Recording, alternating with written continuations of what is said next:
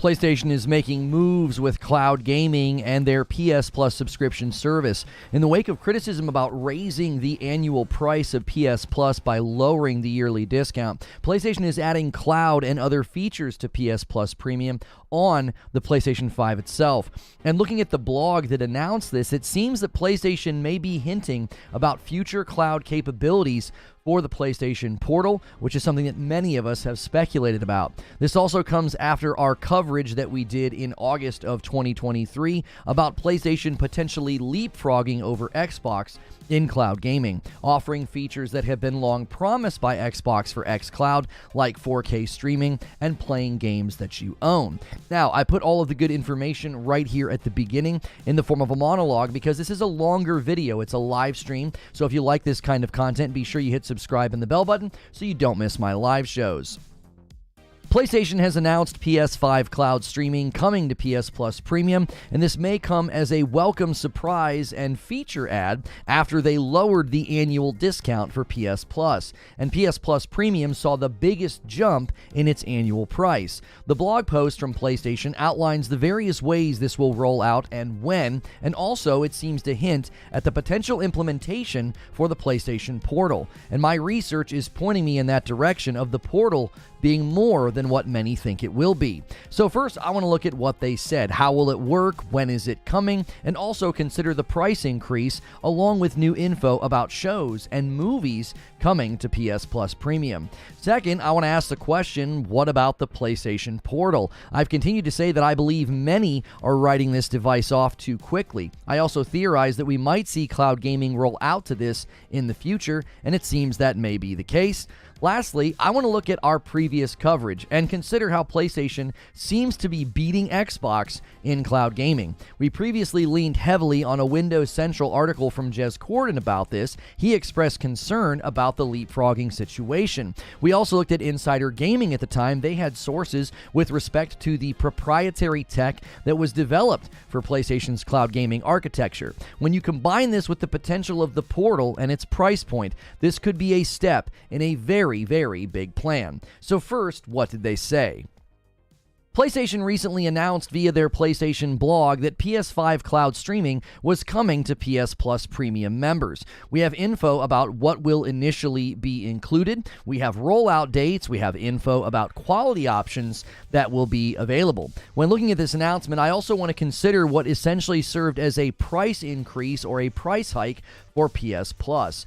Recently, they lowered the annual discount for PS Plus, and PS Plus Premium got hit the hardest. Essentially, everybody saw this as a pretty big price hike. Well, PS5 Cloud Streaming, along with some other announcements recently about movies and TV shows, may soften the price bump blow. So, what exactly did this blog say? The title of the blog is "The PS5 Cloud Streaming Launches This Month for PlayStation Plus Premium Members."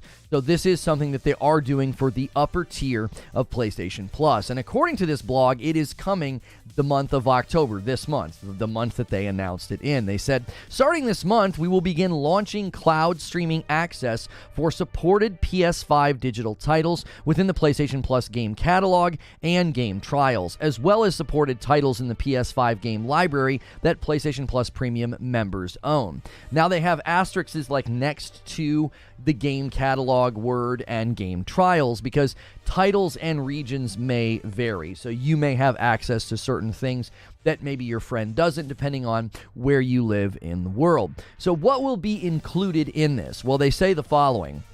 Select PS5 titles will be available for streaming, and we're planning to have hundreds of PS5 titles to support this new benefit.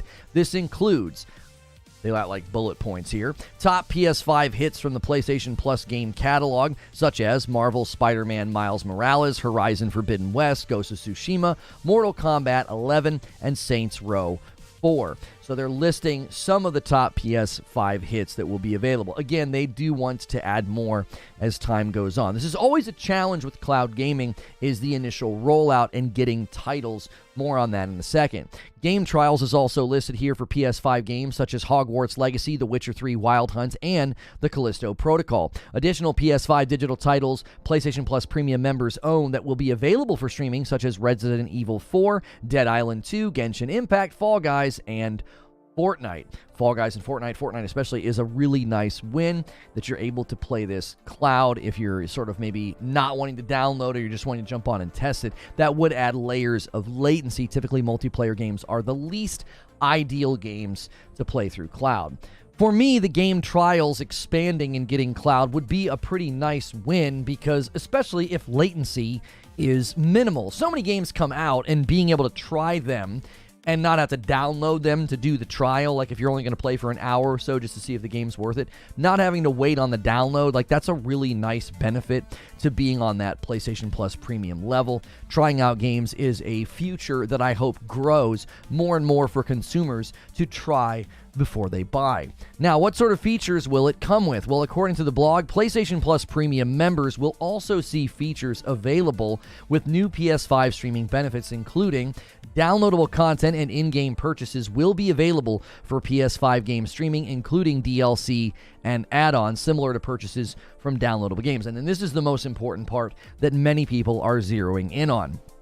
High-quality resolution options, including 4K, 1440p, 1080p, and 720p with 60 FPS and SDR or HDR output. The 4K and the 1440 is a nice look, considering not all of the cloud streaming options that are out there offer anything above 1080, so having the 1440 and the 4K is a nice feature. They're also going to have enhanced audio and support for all PS5 audio capabilities, including 5.1 and 7.1, as well as Tempest 3D audio tech. Capture screenshots and record up to 3 minutes of video, which will be downloaded to your media gallery on PS5 and also available in the media gallery. So the resolution option is probably the biggest deal in the cloud gaming space. It's been a requested feature for xCloud for a while, and that one currently only goes up to 1080, and it's been that way for quite some time.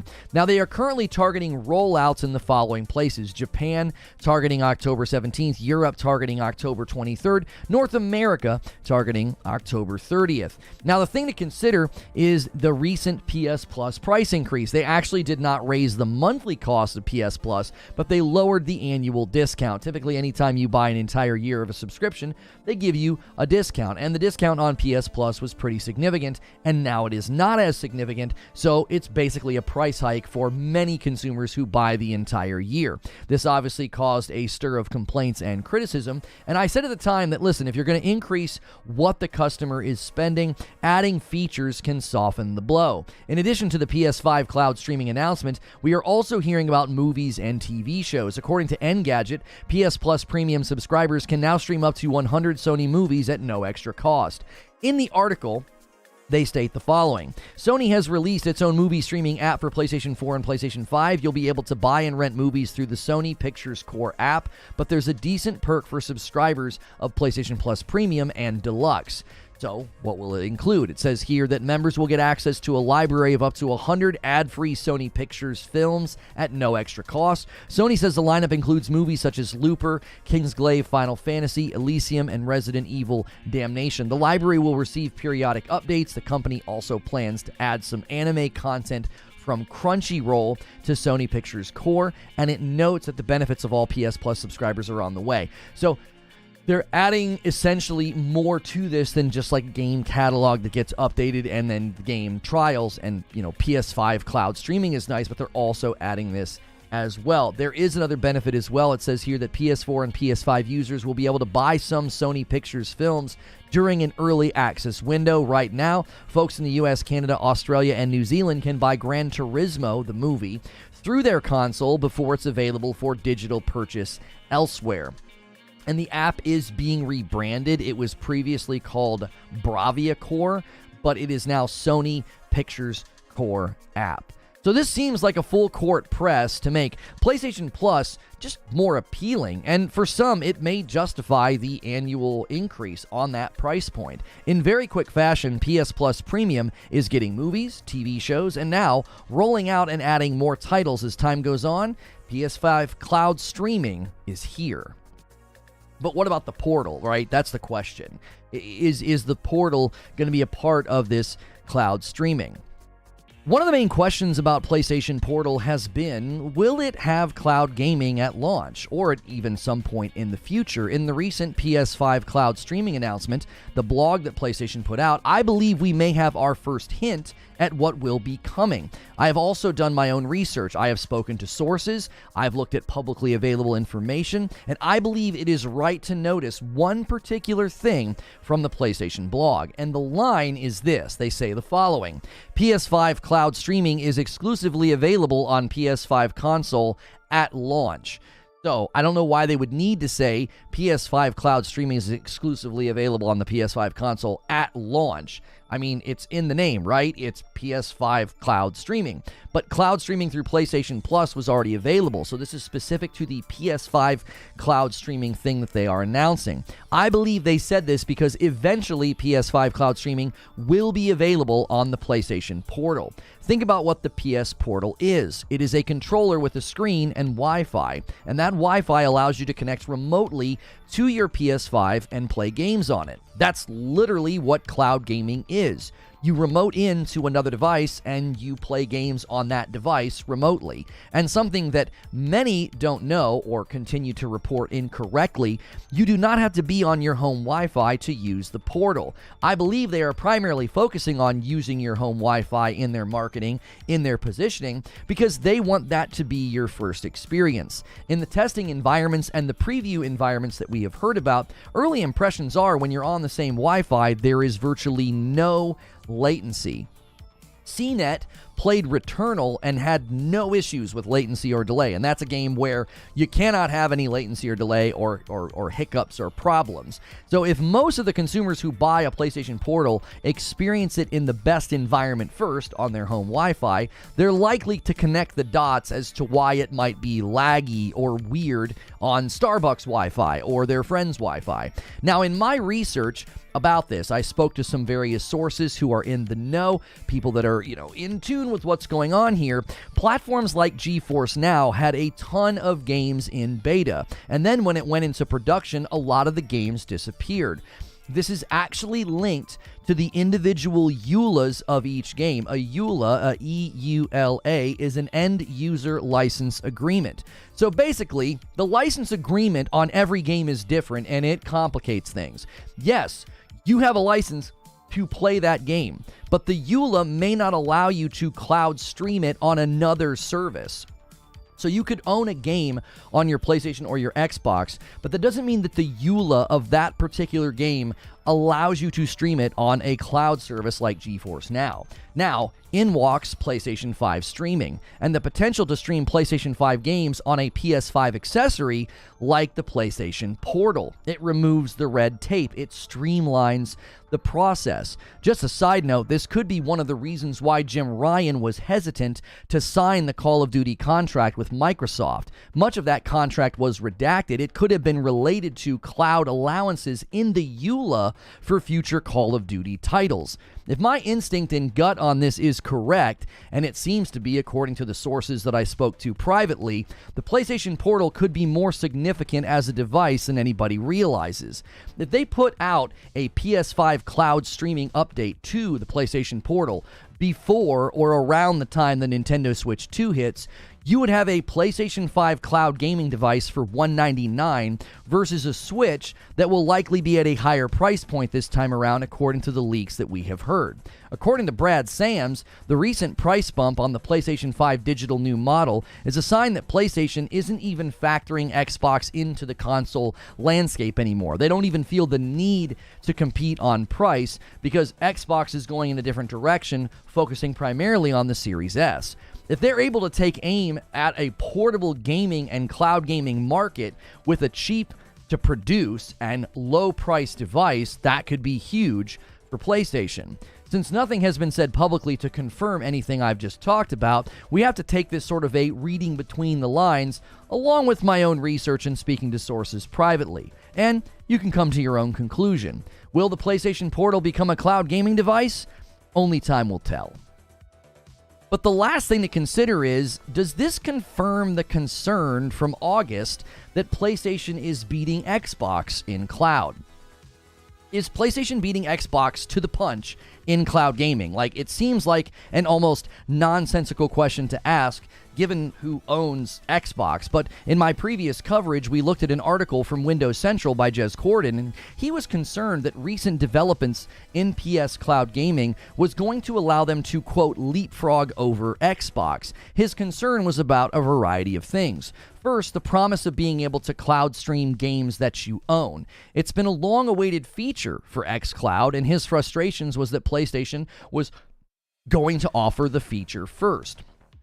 Yes, it's only going to be a select group of games at first, but the point stands. If you own the game and it's on the list, you can cloud stream it.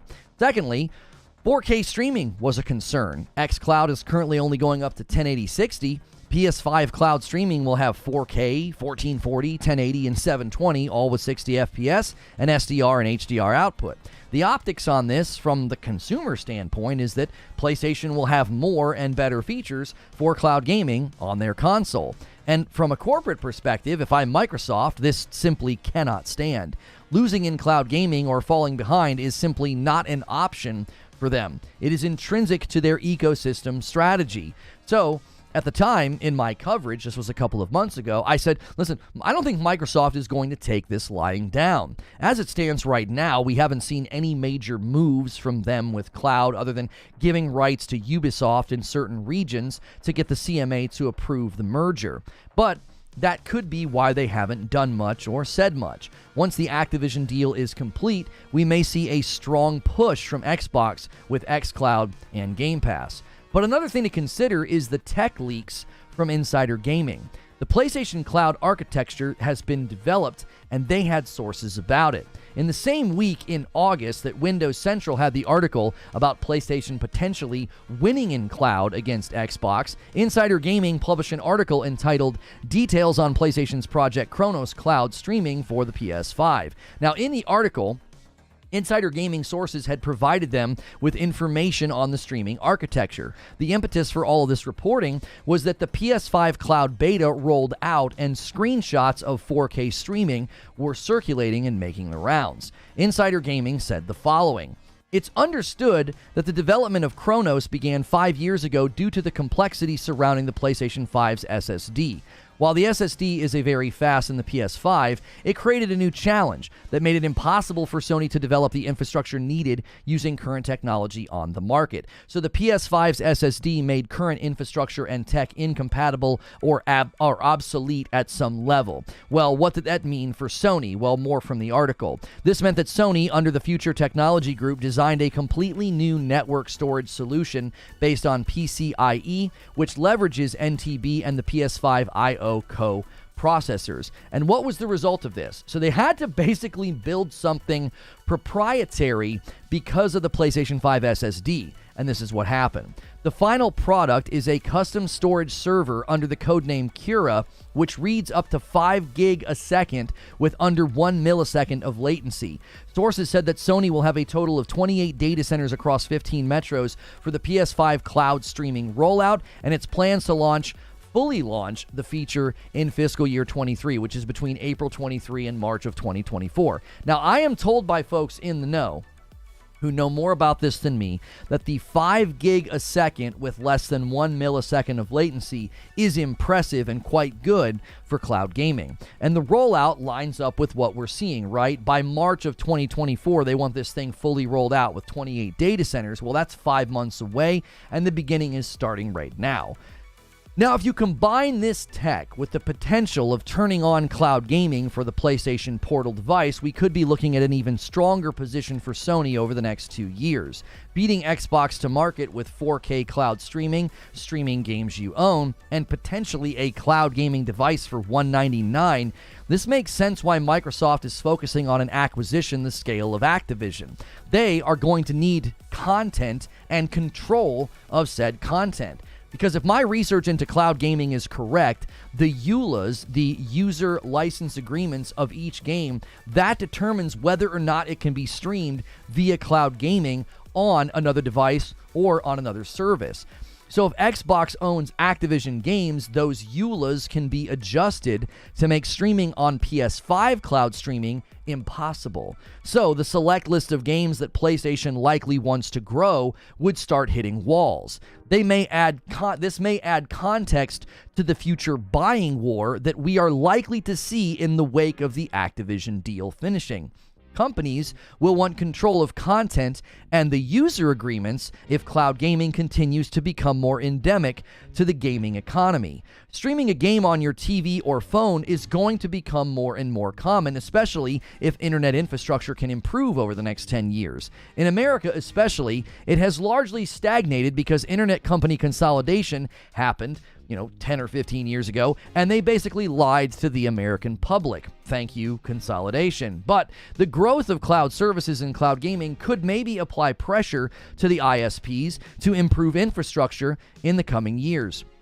But if Sony manages to get a strong footing in cloud gaming, the content ball will have to be bought through acquisitions to bring the ball back to Xbox's court, and that seems to be their play.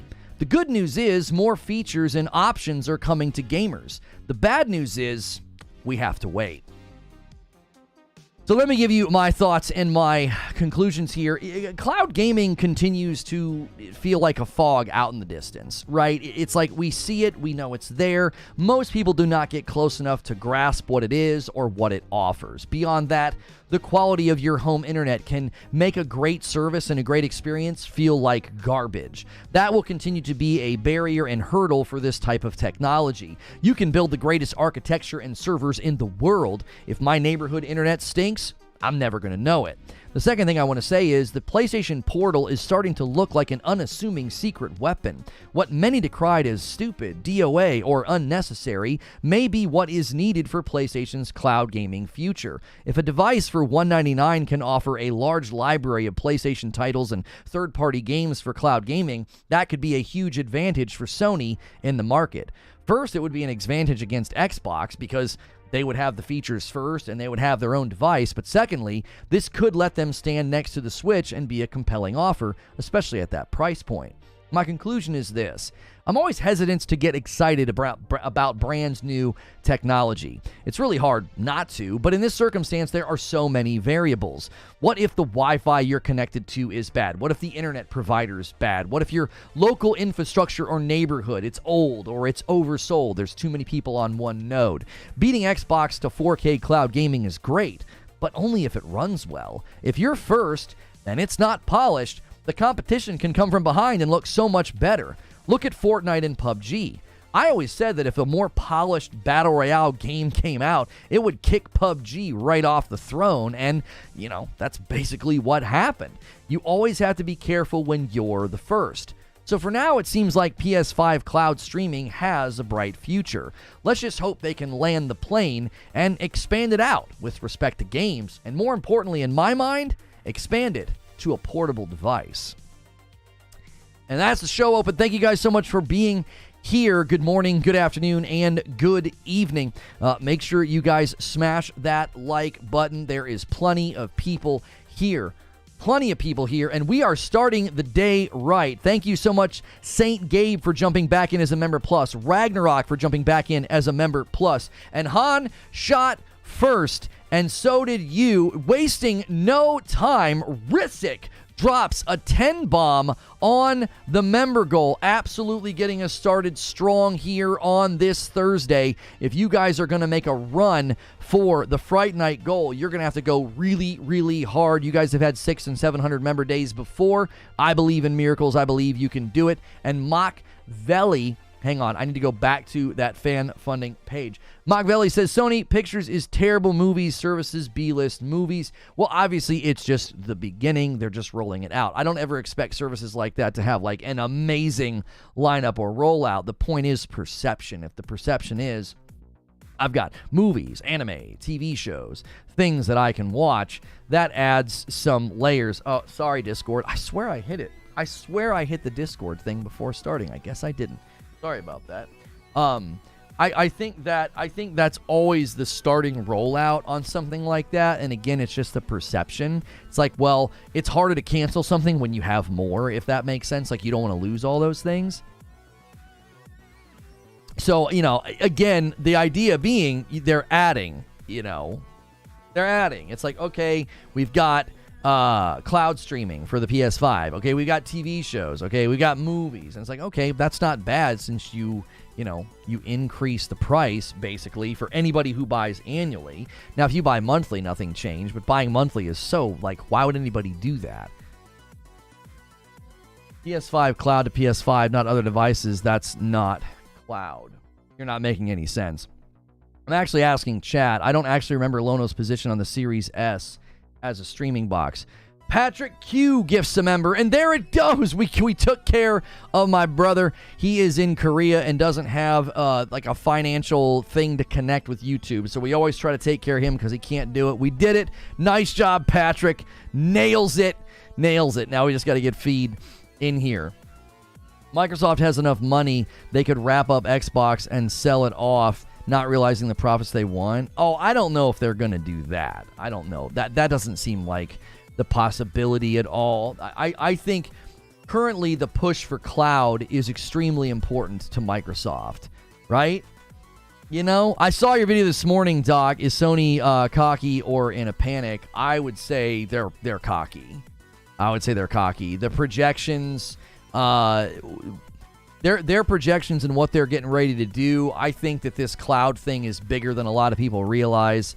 I think cloud gaming is going to become endemic to our gaming experiences over the next 10 years. And if Sony can push out this rollout, and then if they turn on PS5 Cloud Gaming for the Portal, imagine what that means for them. That means they have a device in the market for $199 that you can just, as long as you got Wi-Fi, you can play PS5 games. I'm assuming they're going to try and negotiate third-party deals because, again, I spoke with sources privately about this. This is all publicly available information. One of the reasons that it's really, really difficult to get get your games on a cloud streaming service, it's in the EULAs. The end user license agreements are one of the reasons that it's so complicated. Well, if it's PS5 cloud streaming, well, then you're streaming the game via a PS5, and that may get through the red tape. It's like, no, this is a PS5 or this is a PlayStation 5 device accessory, and this cuts through the red tape. You don't need to worry about those EULAs. That makes it to where a third-party game in PlayStation Store could get added to the cloud catalog. That would give them a huge advantage in the current struggle. Because with xCloud, you've got to use a secondary device, and then they're working with GeForce Now, right? Well, GeForce Now's challenge has been the EULAs. A bunch of games were in there in beta, and then they weren't there when they launched. Well, sources tell me that's because of the EULAs. That's because of the license agreements, making it to where it's like, well, wait a minute, our EULA doesn't allow for this. They bought the game here. We don't want it over there. Right? Or maybe not even we don't want it there. The EULAs would have to be amended and updated. Feed is here. Get him. Patrick Hugh says, let's get feed Mark Miller. I'm nervous about that. I think there might be something wrong with his account. I don't want to be asking people to do something that's not possible. He should have one by now. xCloud is on the phone, console, TV, laptop, tablet, computer. Right. But you have to think about adoption rates, Coach O. So if you think about people you want them to get into cloud gaming, right? How easy is that when you tell them, oh, you got to do it on your phone or your laptop or your TV? Okay, so you got to get this app. You got to install this app. You got to log in.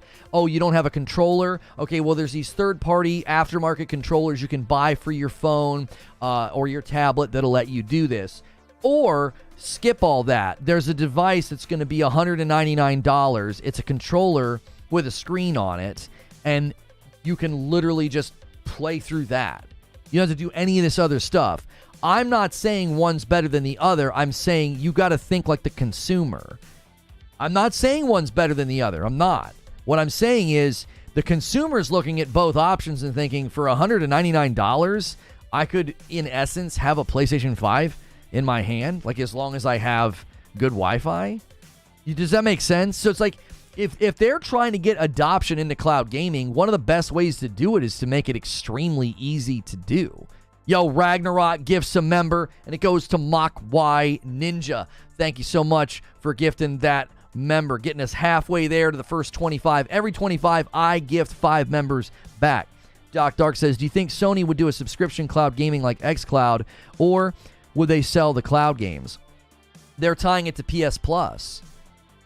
I don't think they want to have a separate thing. I think that's another advantage, is they're just like, no, you just need PS Plus Premium, and you can cloud stream the games that you own when they're on this list over here.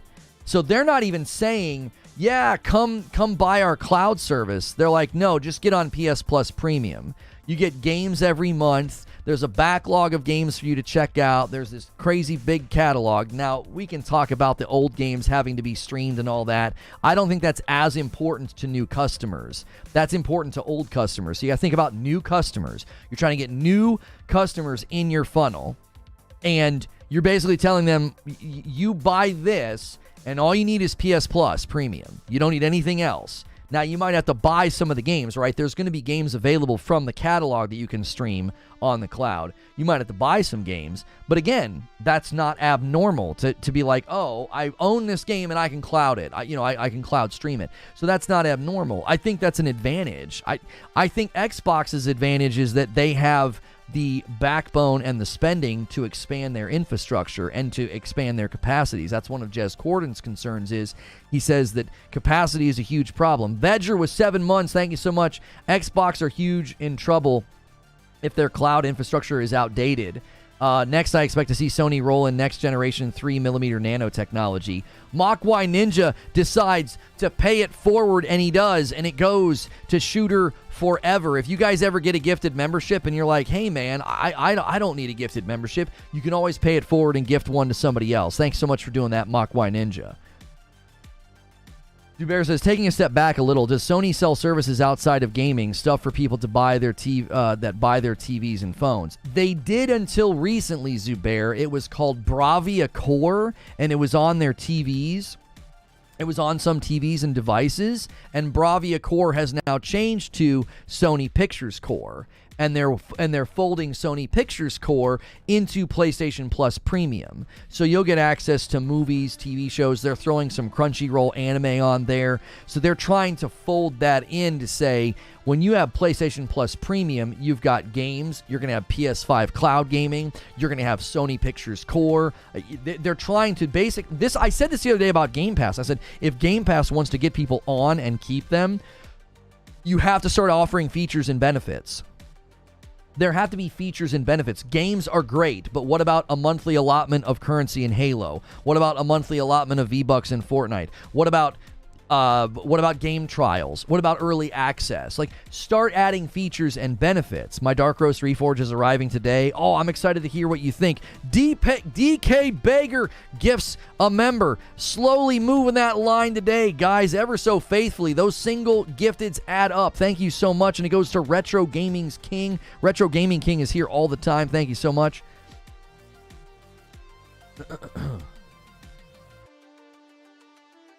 How much do you think the bitrate will need to be for streaming 4K? The Purple platform and YouTube barely allow 2K. Oh, you'll need a really fast download for sure.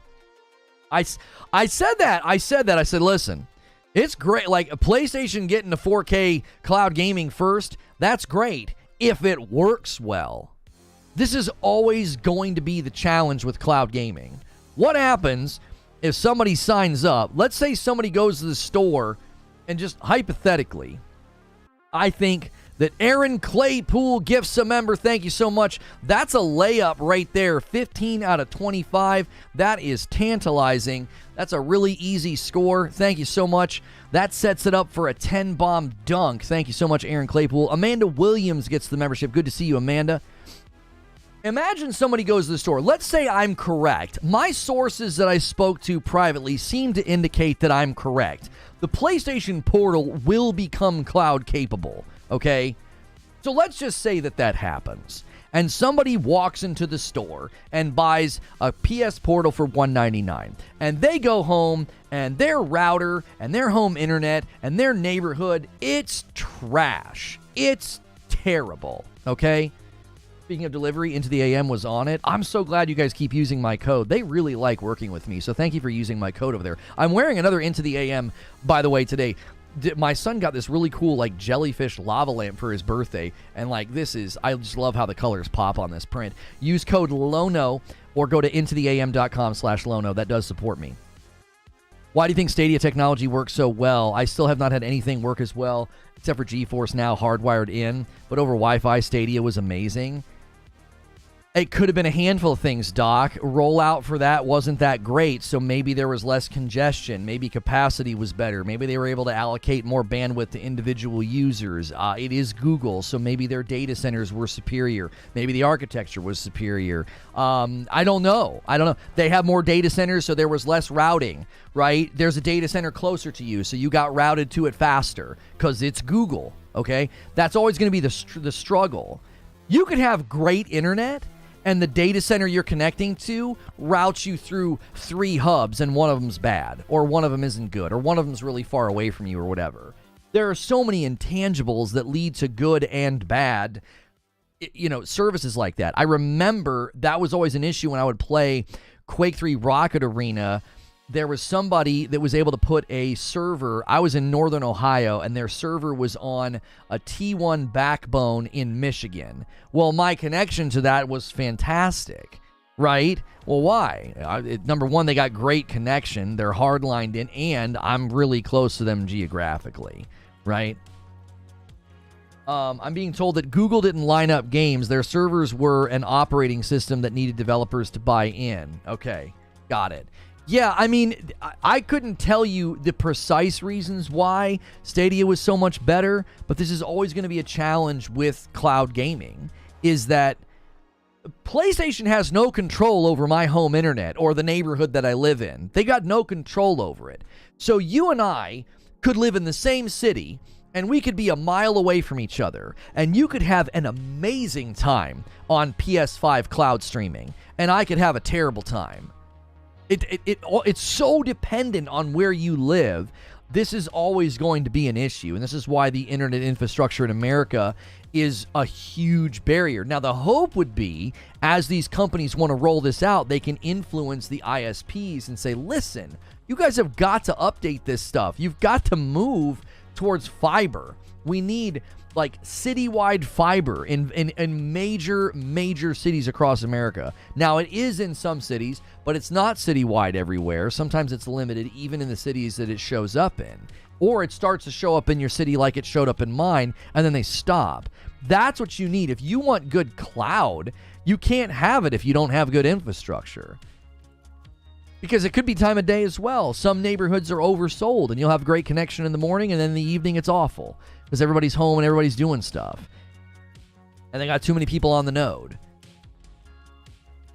You're overlooking how scarily good 5G is. I'm not overlooking that, right? Infinite says, ask Sony to have an app that can use with your phone since your phone has built-in 5G, rivaling and surpassing certain Wi-Fi speeds. 5G in major cities can hit over 1,000 meg. Right, again, the issue is always going to be, Infinite, it's not about speed. When you're streaming something, it's not just about speed, it's about consistency. It's never, ever just about speed. It's also about consistency. Yeah, never forget the Louisville fiber contract. Yeah, we had a fiber contract here. I had a tech tell me there was a 5-year build order. I think blue looks terrible over there, by the way. Can I change this?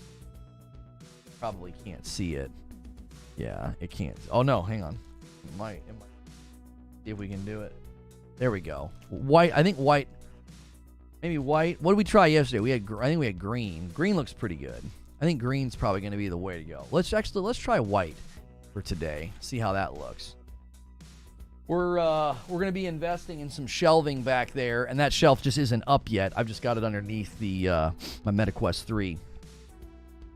Yeah, so even if 5G is really fast, it's all about consistency. You know what I'm saying? So you can have an amazing 5G connection, and you run an internet speed test, and you're like, holy crap, look how fast this is. And then you start playing, and it lags. It drops, right? Oh, Doc wants green. All right, I'll make you feel good, Doc. We want Doc to feel good, all right? We want Doc to feel good.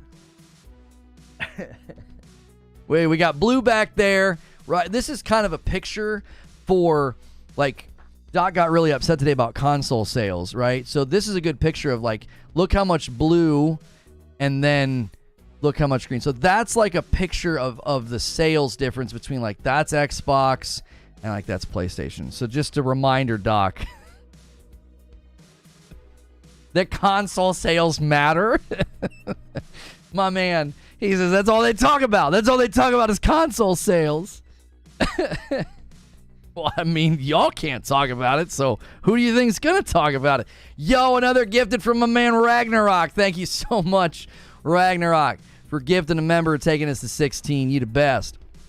That blue hurts my eyes for some reason. I know.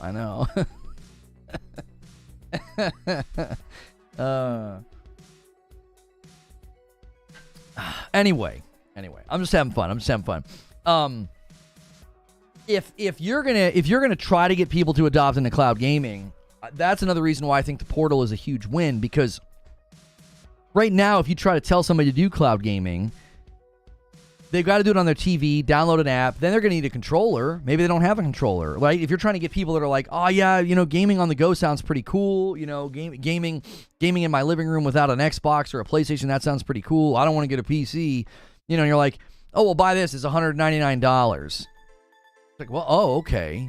That sounds pretty good. I mean, I think that's one of the reasons Switch adoption was so strong. Price point, portable. It's got a lot going for it. It's not expensive. You can take it with you.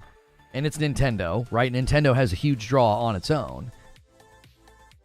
To be clear, Eugene says ping is more important than speed. But ping can be misleading. You can have amazing ping to a server, Eugene, and let's say you have an amazing ping through your speed test on 5G. You got great ping. It's like, 20 milliseconds or down, or it's really good. And then the connection, the down speed is awesome. Well, I mean, if you're playing Returnal and there's a hiccup, there's some packet loss. Your ping's great, but it's a mobile tower. So all kinds of things can affect that. All kinds of things can affect that. Something in your house, more people suddenly being on the tower. Have you ever had that happen? Like when there's like a really bad storm or there's a crisis and like everybody's trying to make calls and you can't make a call, or suddenly your speeds are really bad. There's so many things there that can cause it to be bad all of a sudden. So your ping can be great, your speed can be great, you're halfway through a biome in Returnal, and then all of a sudden, packet loss. What the frick's going on? Okay, it's fine again. Well, I died. I was in the middle of a boss fight. William Lewis with 4 months. Technically, the Portal will be a streaming device, remote to the PS5, and stream from there. I wonder what the latency could be. Thank you so much for renewing your membership for 4 months. Guys, do me a favor. If you haven't smashed that like button, we are right at 200 likes. Roll that over and let's head to 300 likes. Thanks so much for being here. If you've never been here before and you want to contribute to the conversation, all you got to do is hit subscribe. It is free to subscribe, and you can talk in my chat. If you want to go the distance, if you want to like, hey, let me support directly, you can order some of the coffee. You can become a member. Those are other great ways to support the channel as well. Didn't Google try cloud gaming with Stadia and it didn't work? Here's the thing, though. Saying, didn't Google try cloud gaming with Stadia and it didn't work? I can't even tell you all the reasons that Stadia failed. Like, I can't. Now Solemn's posting a frequently asked question or a blog post or wherever that's from. PlayStation Portal does not support cloud streaming. The $200 handheld device only supports remote play via the PlayStation 5. It doesn't support games streamed directly through Sony's cloud streaming subscription service, PlayStation Plus Premium. The PlayStation Portal connects to the PS5 console over a steady high-speed Wi-Fi connection. It lets gamers switch from their primary console to playing remotely with ease. Right. And the funny thing is that second sentence is literally how cloud gaming works. Using high-speed Wi-Fi to connect to a remote device. Pretty sure it's not a switch to activate to make a portable cloud capable, because it isn't right now. It would likely need a completely new model with more tech in it. Why? Why would it need more tech? It's Wi-Fi. That's all you need. Did they have to update your phone when they enabled, did your phone need an update to do cloud gaming? Or does it just install the app and then you use the internet to connect in cloud game? Did your laptop need an update? Did you have to go into your laptop and add new hardware to it to cloud gaming? Did you have to? Did you have to like take it to the store and say, hey, can you update the hardware in my laptop or my phone so that I can cloud game? No, you didn't. Why? Because you can connect to the internet over a Wi-Fi. That's literally all you need. The PlayStation Portal is a Wi-Fi capable device that connects through the internet to a PlayStation 5. You can literally be at Starbucks and connect to your home PlayStation 5. You're talking about independent cloud gaming that doesn't require a PS5? Oh, yes. It would literally be a firmware update, Solemn. They'd go in, update the software to enable you to, instead of connecting to your PlayStation 5 at home, it would connect to a server stack that emulates a PS5. That's literally how xCloud works. You go into it, you connect to a server blade, it's an Xbox Series X, and they give you a Series S profile, and then you can play games. That's literally what cloud gaming is. So your phone, your laptop, your television doesn't need a hardware update for you to cloud game. All you need is the application. The application connects to the internet, connects to the servers, and then you're good to go. Your television would just need Bluetooth if you wanted to use a controller. That'd be like the only thing that you might need internally, which I would imagine a lot of the televisions that are smart TVs now have Bluetooth enabled anyway. Technically, you may need Wi-Fi requirements, i.e. Wi-Fi 6 or better, but not sure if that's the case. The Portal isn't a phone or a tablet. It's a super proprietary device made specifically to remote play. It's not the same as a phone. I don't understand. So what do you think is so different about the Portal? It's Wi-Fi enabled. So I can go to my brother's house in Ohio, and my PlayStation Portal, when it shows up, I'm going to take it with me. I'm going to be able to connect to his Wi-Fi. That's all I need to do cloud gaming is a Wi-Fi connection. That's literally how it works. Apparently it failed because they failed to buy Activision Blizzard. Making a leap in logic with the claim, no named outlet for the source. I'm not going to name my sources. I have it on very good authority that the PlayStation Portal will be cloud capable at some point in the future. You know what I'm saying? There is publicly available information that I think points to this. There's publicly available information as to why a company would want their own device and their own platform for cloud gaming. There's legal reasons for this. This is all publicly available information. That a lot of the reasons that games fell off of cloud is because of the EULA. The end user license agreements on individual games aren't allowing for it. So you got to go in and either amend and update the EULA, which then, of course, the game company is going to want to cut. Oh, you want our game on your cloud service? Well, we're going to want a cut of that, right? Because there's the potential that it doesn't look good, doesn't run well, and everybody's going to blame our game. They're not going to realize that it's, that it's you. $10 super chat from Thanaros. Stadia failed because misinformation that was spread by influencers. People thought the pro subscriptions were required and you had to buy games full price, which wasn't even true. I mean, that sounds awfully reductionist. I don't know if influencers and YouTubers sunk Google's battleship. That sounds a little bit, I don't know. That sounds too neat and clean and conspiratorial to be true. I don't know about that one. Eugene says, this is the server map. Portal, internet, PlayStation servers, your home internet, your PS5, and then back. Yeah, that's literally how it's going to work. And all you basically do is, instead of going Portal to the internet, to the PlayStation servers, to your home internet, to your PlayStation 5, get rid of the PlayStation 5, back it up, get rid of your home internet, back it up, and you're connecting the PlayStation servers. And that means you can do cloud on the Portal. I'm telling you. It's made for one specific function. Phones and TVs are made to offer those variety of services and support those different apps. We do know the Portal is built in a way to allow this. Sony is very restrictive when it comes to their stuff. Is Jim Ryan your uncle or something? Who is this source? Promise I won't tell. I know people. That's all. That's all. By the way, a lot of what I was told is publicly verifiable information. I wasn't shown like documents. I wasn't told anything that's under NDA. I was given like nudges, like, look at this publicly available information. Look at all of this info about how EULAs restrict if a game can be on a cloud streaming service. And I wonder what would happen if instead of having to you need to go play on a separate service. No, you can play the games that you own, the licenses that you bought from us. You can play them on our devices, our infrastructure, removing the red tape. This adds context as to why Microsoft wants Activision. It's a content war. It's a content war. The EULAs of the content can determine where the games can show up in the cloud.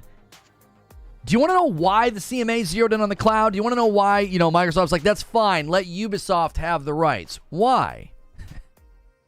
Because if Microsoft owns the content, Microsoft owns the EULAs, and they can determine where those games can land via cloud streaming.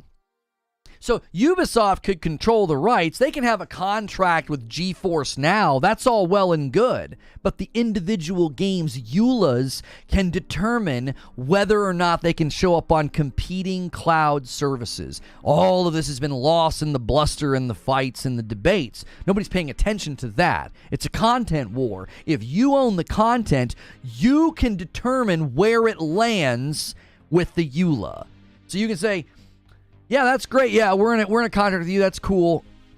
But this new game's EULA doesn't allow for that. The individual end user license agreement doesn't allow for that. So it's only on ours. You can play it on Game Pass. You can play it on xCloud. Stadia employees said they tried to buy Activision Blizzard.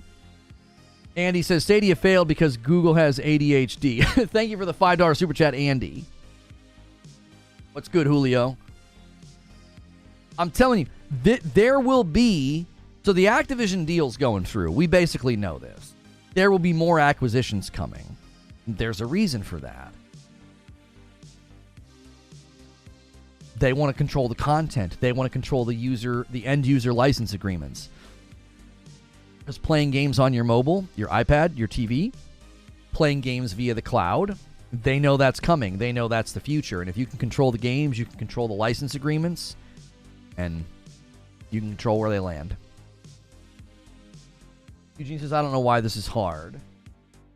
Yeah, I just think there's a lot of presumption about that the PlayStation Portal is restrictive and won't be able to do cloud. I think there's just a lot of presumption in that position because it's quite literally a device that connects remotely via Wi-Fi.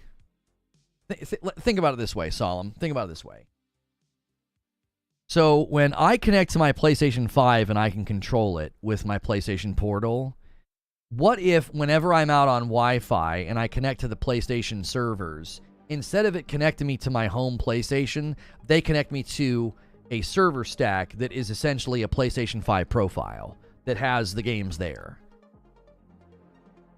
It lets me log in. Like, I can log in on another PlayStation 5, right? I could come to your house, and I could log my profile into your PlayStation 5, and there my little Spider-Man avatar would be, and all of my games would be there, right?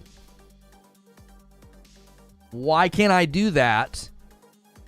Why can't I do that with a PlayStation Portal? What's the barrier? I'm literally connecting to a PlayStation 5, just not mine.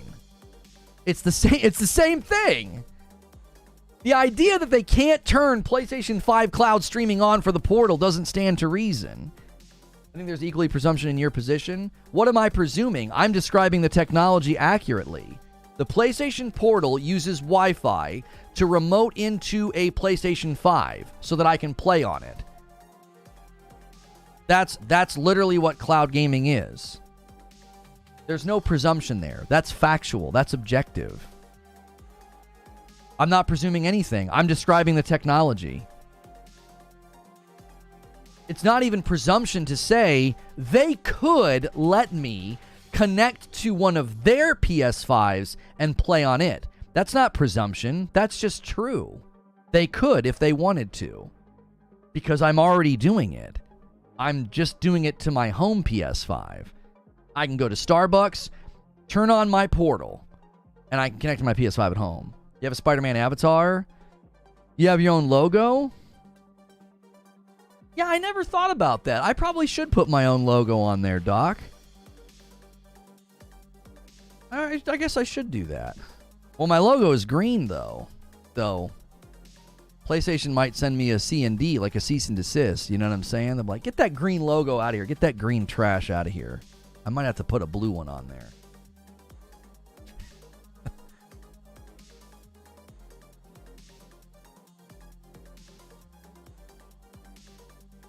Eugene says, PlayStation servers are mediating this entire exchange. Oh, and remote is more complicated than cloud. The assumption is PlayStation can't build in their own restrictions into the device. I'm not presuming that they can't build in their own restrictions to the device. You're presuming that they have. You're presuming on top of the fact that if they have done restrictions in the device, they can't be removed via a software or firmware update. So I'm not presuming anything. I am only speaking in objective facts. Here's how the technology works. PlayStation could say, you can connect now to one of our PlayStation 5s instead of yours and cloud game. That's a fact. They could do that. It's possible, is all I'm saying. And I have it on really good authority that they're going to. Like, I have it on really good authority that that's coming. The blog literally says PlayStation 5 streaming will be exclusive to the PlayStation 5 console at launch. What the frick does that mean? You're not going to put PlayStation 5 streaming on a PC. There already is cloud streaming available via PS Plus. They're clearly giving us a little wink wink. They're like, hey, PS5 streaming is exclusive to the PS5 console at launch. Where else would you put PS5 streaming? Where? I don't know, maybe a $199 portable device that they've launched that allows you to remote into your PlayStation 5. Maybe that. Maybe that. Edward Holtz with a 5 spot. This is probably why the CMA initially blocked ABK over cloud because of the content war. Selling cloud to Ubisoft allows PlayStation to still have access to Activision Blizzard. I don't even know if that's true. I don't even know if that's true, Edward. Because according to my research, and according to my sources, a huge barrier with cloud streaming is every individual game has an EULA, a EULA, an end user license agreement. And that EULA can determine whether or not that game can be streamed, cloud streamed, on a certain service. So when Microsoft suddenly owns Activision Blizzard, they own the property. They can determine what the EULAs say.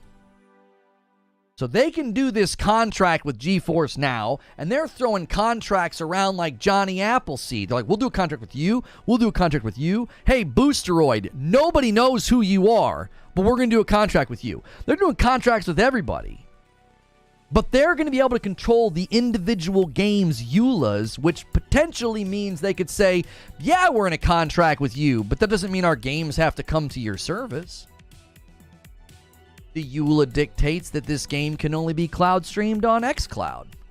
Oops-a-daisy. We forgot to mention that once we own the property, we can determine what the EULA says. So, Boosteroid.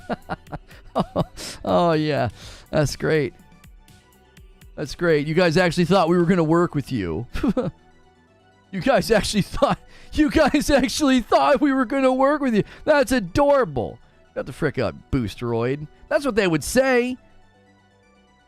They're going to be able to control it. So when you look at PlayStation's saying, well, if we're going to do cloud streaming, we can get around the EULA. We don't need to use another person's cloud services. We'll use our own, and then we'll have our own device. That gets around the EULA. Yep, you can cloud stream. Yeah, it's PS5 cloud streaming. Yeah, it's ours. And if you buy the game's license through our store, likely they're negotiating this, I would assume, maybe with third parties. Like they're going to the third parties and potentially saying like, hey, we feel that your EULA allows for this, or maybe the EULAs can be amended or something. I don't know. Because usually they say they can be updated at any point in time if the company deems necessary. That's usually how it goes. I mean, they can make changes anytime they want to their license agreements. I think they have to update you when they do.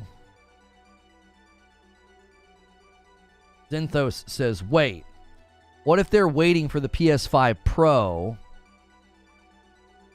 so they can use those to get better performance for cloud between the portal and their servers? I mean, in my mind, Zinthos, PS5 Pro, if they start implementing that level of performance in cloud, they would charge you for that. That would be a higher level of PlayStation Plus or something. They're not just going to let anybody who wants to do cloud streaming do that, because you're talking about a higher level of bandwidth required if you're suddenly doing more. You can't just like hand that to somebody like, yeah, here you go, free upgrade. They would probably monetize that. I mean, that'd be my assumption. A Cloud War future sounds crazy, but that actually was almost a thing with xCloud versus Stadia versus Luna. My thought is that Microsoft, with their experience with cloud services and Azure, they took one look at the landscape and said, this is where everything's going.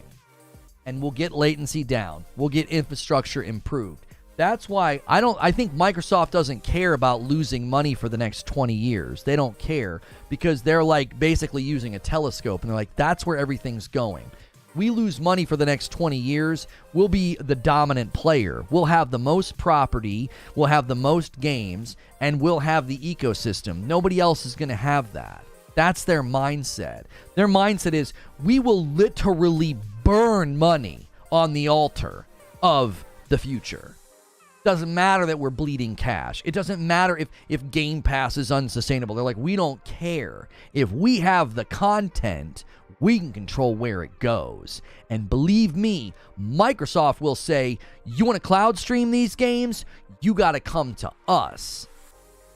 Because like Phil Spencer's like, well, we're never going to make a game exclusive to Game Pass. Sure you won't. But you might make it cloud exclusive to your platform, so that if anybody wants to cloud stream a game through their TV, their phone, their portable gaming device, because those are growing in popularity, you want to do that? You want to take your handy-dandy Asus ROG Ally 7, whatever version's out in the next 20 years, you want to take that to Starbucks and play on the new fiber city-wide network that's really fast and stream these games? That's great. It's ours. So you got to come to us if you want to play it. The content war isn't purely about the content. It's about the EULAs.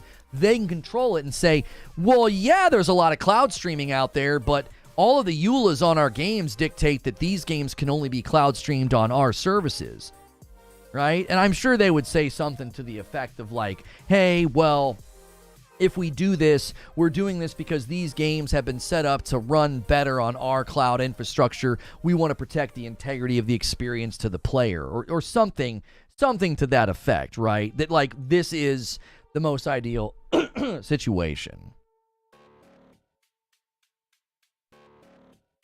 So what? Xbox can do whatever they want with their IP? I'm not saying there's anything wrong with that. I'm saying that I think that's what Xbox's strategy is. I've not indicated that that's a problem. I'm just letting people know. I think that's why Microsoft is willing to spend through the nose. They are willing to throw billions at this because in their mind, in 20 years, they'll be the dominant player. They're like, oh, you like cloud gaming? Cloud gaming is sort of endemic to our daily existence, like, I don't know, cell phones. Like, look what happened with cell phones. As soon as cell phones became endemic to our daily lives, what happened? Big players started buying them up. And now there's like, what, 2 cell phone providers. So same scenario, right? The content war is about you own the content, you own the license agreements, you can dictate where the things land. You see? Like that's all I'm saying. I'm saying I feel like that's where everything's going, which is exactly why PlayStation's making moves right now. Because if PlayStation's anticipating the same future, they're saying, listen, we've got to be ahead of the curve. We need to have better infrastructure. We got to have better features. We got to have like a low entrance cost device. Because a lot of people look at the Portal and they're like, why is it LCD and not OLED? What the frick? They're trying to keep costs down. I'm telling you, the PlayStation Portal is not what we thought it was. My personal theory is they want that thing's price to be as low as possible so that they can get very, very good adoption. They can have tons of people buying that thing. They will saturate the market with that thing, and then they'll be like, oh yeah, by the way, we know everybody's thinking about this new Nintendo Switch, but we just turned on PlayStation 5 Cloud Streaming on the Portal. So you don't even need a PlayStation 5 now. I don't think they want to do that now because I think PlayStation is focused on saturating the market with the PlayStation 5. They don't want to let you go to the store and spend $200 and basically not need a PS5. Part of their business strategy right now is let's surpass PlayStation 4 market saturation with the PlayStation 5. If we can do that, that's a great runway to the PlayStation 5 Pro. Once the Pro is in circulation, you can lower the price of the standard PS5 model, and then you also have the Portal. And then the Portal's sitting there at $199 competing with the Switch, and they turn on cloud. No one's going to think, oh, this is an accessory, I need a PS5. They're going to think, no, this is a cloud device now. I don't need a PlayStation 5. I can spend $199, sign up for PS Plus, and then I have all these games I can stream. Yo, what's good, Feed? Good to see you in the chat.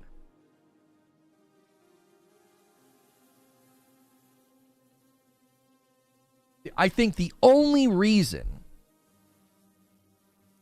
the Portal name was Q Lite, that could still mean something, the internal name. So, Barrier, you think they come out with another version that's not the Q Lite. You think later there's a Portal that is cloud capable. This one will never be. You think that's a possibility? I'll say I was wrong when it happens, the way Lono is presuming until then. $200 for that device as it is. I don't see them just enabling that on the current device at no extra cost. Doesn't seem the Sony way. Think about what they're putting cloud behind, Solemn. Think about it. Just think about it with me for 2 seconds. What are they putting PlayStation 5 Cloud behind? What's it behind? Their highest level subscription service. So sure, it's only a $200 device, but what do you got to spend to get to the cloud? What do you got to spend annually? You ever think maybe they just lowered the annual discount on PlayStation Plus Premium the most because of this? Because they're thinking, if we put cloud behind this, we want the price to be higher right now. So that when people start buying it, we're making more money. Ragnarok with another gifted membership. Thank you so much. Taking us to 17 members on the day. Guys, there are a lot of ways to support the stream. The easiest way to support the stream is to hit subscribe and smash that like button. Let's try to get 300 likes. There's over 500 people here. That's real easy. Take a second to do that, especially you guys that lurk. Take 2 seconds to smash the like button. You can also become a member or gift a member. That supports the channel directly. Just like the Bright Side's doing right now. A little bit of a member train going. Choo-choo. Guys, get on. It's $5 to gift a member to somebody else or to pick up your own membership, and it goes to MTO. If you get a gifted member, make sure and thank the people that did that for you.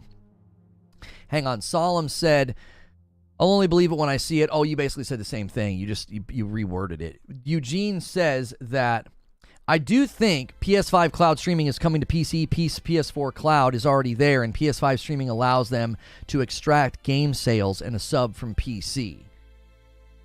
I mean, that's a good point. That's a good point. That's essentially what I was just saying. Like, they put cloud behind the highest subscription tier.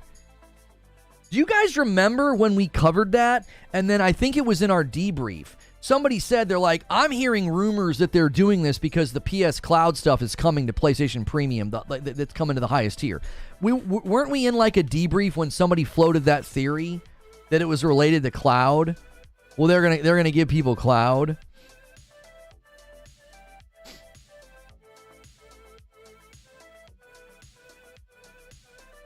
No more Steam middleman, more bucks for Sony. I know we haven't seen the cloud streaming in action yet for PS5 games, but wasn't a main argument for Xbox fans that Sony was way behind? That's why when we covered this in August, that's why Jez Corden wrote that article. He was concerned that PlayStation was going to leapfrog. He was like, Xbox is about to get leapfrogged. Xbox has been promising us that we'll be able to play games through xCloud that we own. They still haven't added that feature. They still haven't updated to 4K streaming. It's just 1080. And his biggest concern was capacity. That was his biggest concern. He's like, they don't have the capacity. There's queue times. It doesn't work all that well. And he related that all to capacity. And he was like, if you don't have capacity, how do you expect to expand this? How do you expect to get more people on the service if you don't have capacity? And so when we covered this in August, another article came out at the time from Insider Gaming. And Insider Gaming had sources telling them about the architecture that was developed specifically for PlayStation Cloud that is giving them a data read speed of 5 gig a second with under a millisecond of latency.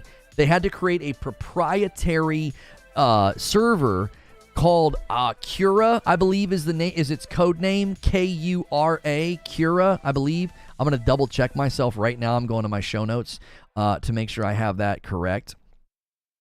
And that has enabled them to get that, Cura, 5 gig a second with 1 millisecond of latency. And their hope is to have 28 data centers across 15 metros by March of 2024. This is the beginning. That's why I put on the thumbnail, cloud is coming. Like PlayStation 5, PlayStation, and the PlayStation Portal, like they haven't done much with it. It's just been kind of there. They rolled out this beta in August, and everybody started talking about the fact that they just rolled out cloud streaming with 4K. What the frick? Like Xbox doesn't even have that. What's going on here?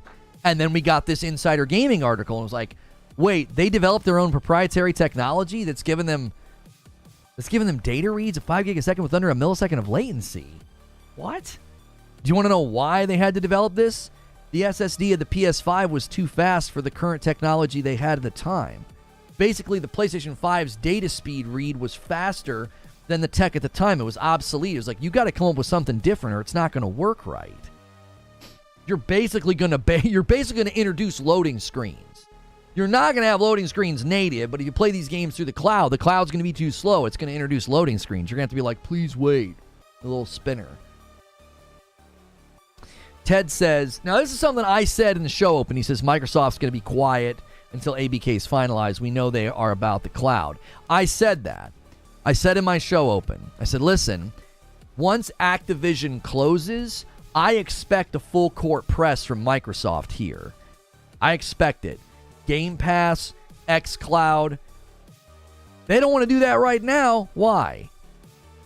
Well, if I'm Microsoft, do I want to draw attention to how big and awesome and strong xCloud is? Do you want to do that right now? No. Why? Well, what was their argument at the CMA? We're just little old Microsoft. Our cloud gaming isn't that exceptional. We don't have that many customers. Of course, our capacity's not even that big right now. You know, look at the dialogue around it. Look at the oh man. Lightning bolt just hit my brain. Yeah, a lightning bolt just hit my brain. Like this is a little conspiratorial, but don't you think it's interesting that while we're waiting for the Activision deal to close, there are headlines talking about how xCloud isn't good. It's falling behind. It's getting leapfrogged. The capacity's not good enough. Don't you think that's interesting? It's almost like it's by design, right? That my whole brain froze on that. Like all of a sudden I was like, wait a minute. Like this is on purpose. They're making it look like, yeah, our cloud's not gay. xCloud's not that good. It's, we got capacity problems and, we haven't really updated it. 1080 and we don't have a lot of games and, we'll do a contract with everybody, you can have a contract. Everybody can have a contract. And then they're going to get Activision Blizzard and they're going to be like, all right, everybody listen up. 4K streaming, data centers across the globe. They'll control the ULIS and you can't have it. We're going to have it. Like, I'm telling you, once they get Activision Blizzard, I would expect some pretty big announcements. Because I said this in August. I said, there ain't no way. There ain't no way Microsoft takes this lying down. You're not going to let Sony beat you at cloud. Are you kidding me? You're Microsoft. There's no way. They'll throw their war chest at this. They already are, basically. I mean, that's what Activision is, isn't it? The ABK deal destroyed the deal of Sony using Azure. Sony is with AWS for online and will help with their cloud ambitions.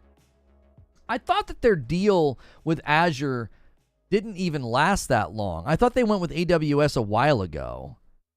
Didn't they sign a deal with them to use Azure and then it ended? I can't remember the exact timeline. I thought we looked into that and we were like, oh yeah, Sony's not actually using Azure anymore. They're about to pop off. That would be my assumption. I would never look at Microsoft and think that like, oh yeah, they're done fighting. like they're going to buy Activision Blizzard and be like, yeah, that was fun. No, we're just going to keep doing what we're doing. No, I would expect that once the ink is dry on the contract, you see a very expeditious rollout of xCloud updates, Game Pass updates. Yeah, that would be my expectation. Microsoft's been incompetent for a while. I don't know. I mean, the fact that they almost shut down the division and Phil Spencer, seemingly has turned things around. I don't think that he's gotten it away from the fire. I still think they're in danger of not being profitable enough for Microsoft to consider closing it again. And I think they would probably do divestitures and also turn the property into more publishing role. But I don't, again, that's a Microsoft thing. But I think if you look historically at what Phil Spencer was able to do and what he did with Game Pass, I actually think he made a good call. There was no way he knew that 4 or 5 years into the plan that sub-services were going to plateau so sharply. Imagine that didn't happen. His plan looks a whole lot better. Like the Game Pass strategy, the ecosystem strategy, I think pays off faster if plateau wouldn't have happened when it did. Because if you look at when they hatched this plan, you've got companies like Netflix that are just absolutely dominating. It's like, well, what if we did that with gaming? Like, that strategy makes sense, right? If you look at their own internal documents reference like Hulu and Disney and Netflix and stuff. That was their line of thinking. In some respects, I still think that is their line of thinking. They're looking at conglomerate content control, like mass level conglomeration content control, to say like, this is all ours. And that level of control gives you power. And so I don't know if you can say they've been incompetent. I think they lack creativity. I think they're bad at making games. I think the proof is in the pudding. They just do not have the level of games that you see from Nintendo and PlayStation. They're not good at the gaming aspect. But I think strategy-wise, Phil Spencer put a pretty good plan into place and dealt with a pretty crappy situation about as good as you possibly could. If the sub-services wouldn't have plateaued and had kept growing, and they were sitting on 40-something million subscribers or something right now, I think we'd be having a different conversation. But the plateau, I think, has really altered the situation in some respects. And the plateau is not just affecting them; it's affecting everybody. It's affecting Disney, it's affecting Hulu, it's affecting Netflix, it's affecting everybody, and that plateau is challenge. It's a huge challenge for anybody that owns that level of property and is trying to invest that level in the property. Recouping is becoming more and more challenging. That's why Netflix never gets a show to its third season, because it stops generating money. The first season and the second season have a nice explosion of subscribers, and then by the time you get to the third season, you're not seeing an impact on new subs to combat churn. And if you're not getting new subs to combat churn, you cut the project. You're like, we're spending this, we're getting this, that's a loss, cut it. It's like profit, barely break even or a little bit of profit, we're now in the red, cut it. No third season. That's ridiculous logic. Game Pass was not a good idea, which is why subs plateaued. I don't know if we can attribute subs of Game Pass plateauing purely to Game Pass not being a good idea. I think that's too unidimensional. I think there are elements to Game Pass that aren't thoughtful, that would make it more sticky and that might have helped it grow, but everybody's plateauing. If everybody's plateauing with their subservice, I don't think you can look at Game Pass and single it out. That seems kind of ridiculous. PlayStation Plus plateaued, Netflix plateaued, Disney Plus plateaued. Every single metric across the board for subservices like that are all plateauing. I don't understand why you would single out Game Pass and be like, yeah. If anything, Game Pass is proving that you can't combat the plateau because they literally dump value in your lap at a loss, and they still plateaued. I think that proves that it's almost unstoppable. You're always going to hit that. You're always going to hit that wall. Always. So I don't think it's fair to single them out, right? I have my own issues with Game Pass and my own criticisms and my own ideas about how they could improve Game Pass, but I don't think it's like, oh yeah, single it out, it's bad and that's why it plateaued. And it's like, okay, well, everybody's experiencing the exact same thing. In the realm of, PlayStation 5 Cloud Streaming being tied to PS Plus Premium, I think that strategy is what I've been kind of pushing for. If you want your sub-service to be sticky, if you want people to stay on your sub-service, you have to format it in a way that has features and benefits, not just a catalog of games. Does that make sense?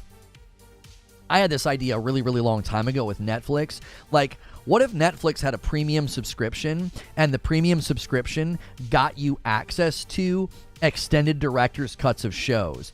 What if Netflix would have done live streams with like the cast and the director from Queen's Gambit? And if you're on a premium subscription, you can watch those live streams and interact with the director, interact with the cast. Okay, so what you're doing is you're creating features and benefits that enable that person to not only upgrade and give you more money, but also it's really hard to leave a subservice like that. You're going to lose access to all this extra stuff.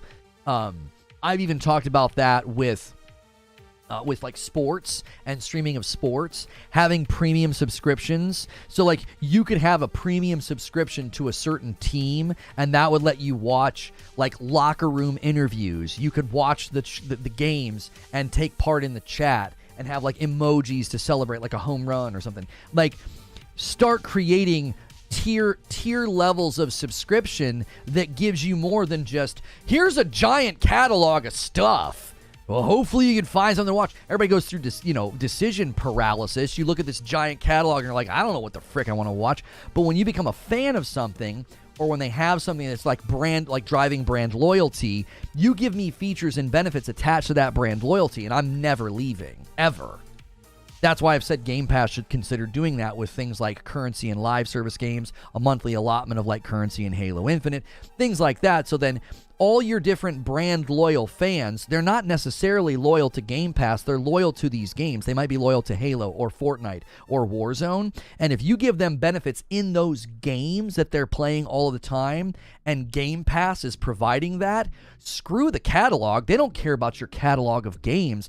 They care about their features and their benefits that they're getting. So PS Plus, PlayStation Plus Premium saying, hey, you're going to get this catalog of games. You're going to get game trials in brand new games so you can try them before you buy them. You're going to get PS5 Cloud Streaming. You're going to get access to Sony Pictures Core. You're going to get access to anime without ads from Crunchyroll. It's just like boom, boom, boom, boom. Every single one of those features and those benefits are going to hit consumers differently. There are people that are going to look at that and say, Crunchyroll, who gives a frick about that? But the game trials and the cloud streaming, I'm all about that. There are going to be people that look at it and say, demos, trials, who cares? I love Crunchyroll. I love these movies. Or they're going to say, man, these games every month is awesome. There are going to be people that literally have the subscription service that never touch certain elements of it. But what you do is you offer a cascade of features and benefits, and it keeps people in the funnel. Then, when you're considering canceling, you're not just losing access to a catalog. You're losing access to features and benefits that enhance your gaming hobby. That's hard to let go of. That's really hard to let go of. Try to cancel Amazon Prime.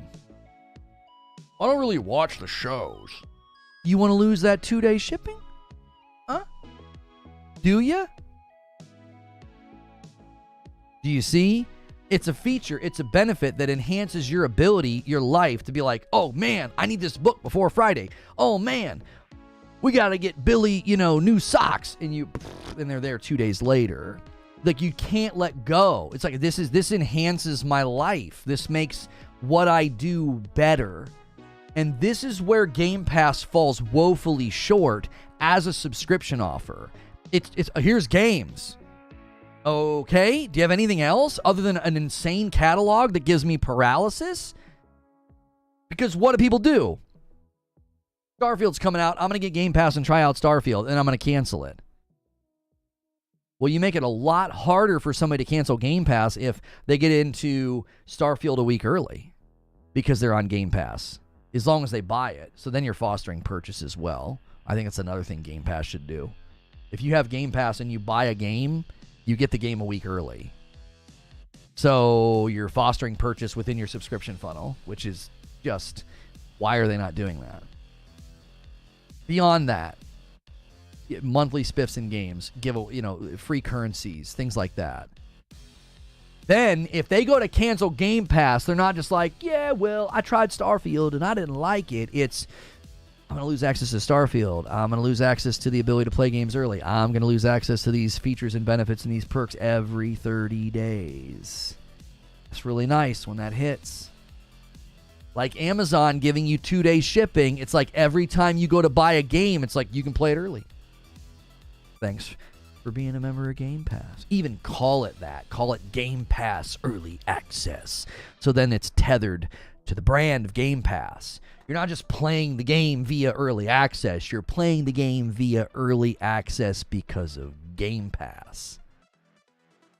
Game Pass has discounts and benefits that change all the time, like Disney Plus, Crunchyroll, Riot Games. But it needs to be more like something that just is always there. Like the 2-day shipping with Amazon, it's always there. I always can count on it. I know I'm going to lose that if I cancel.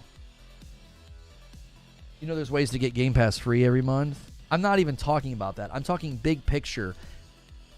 This is why I'm looking at PlayStation 5 Cloud Streaming and saying there is a potential here for PlayStation to offer not just better cloud streaming, but a better subscription service.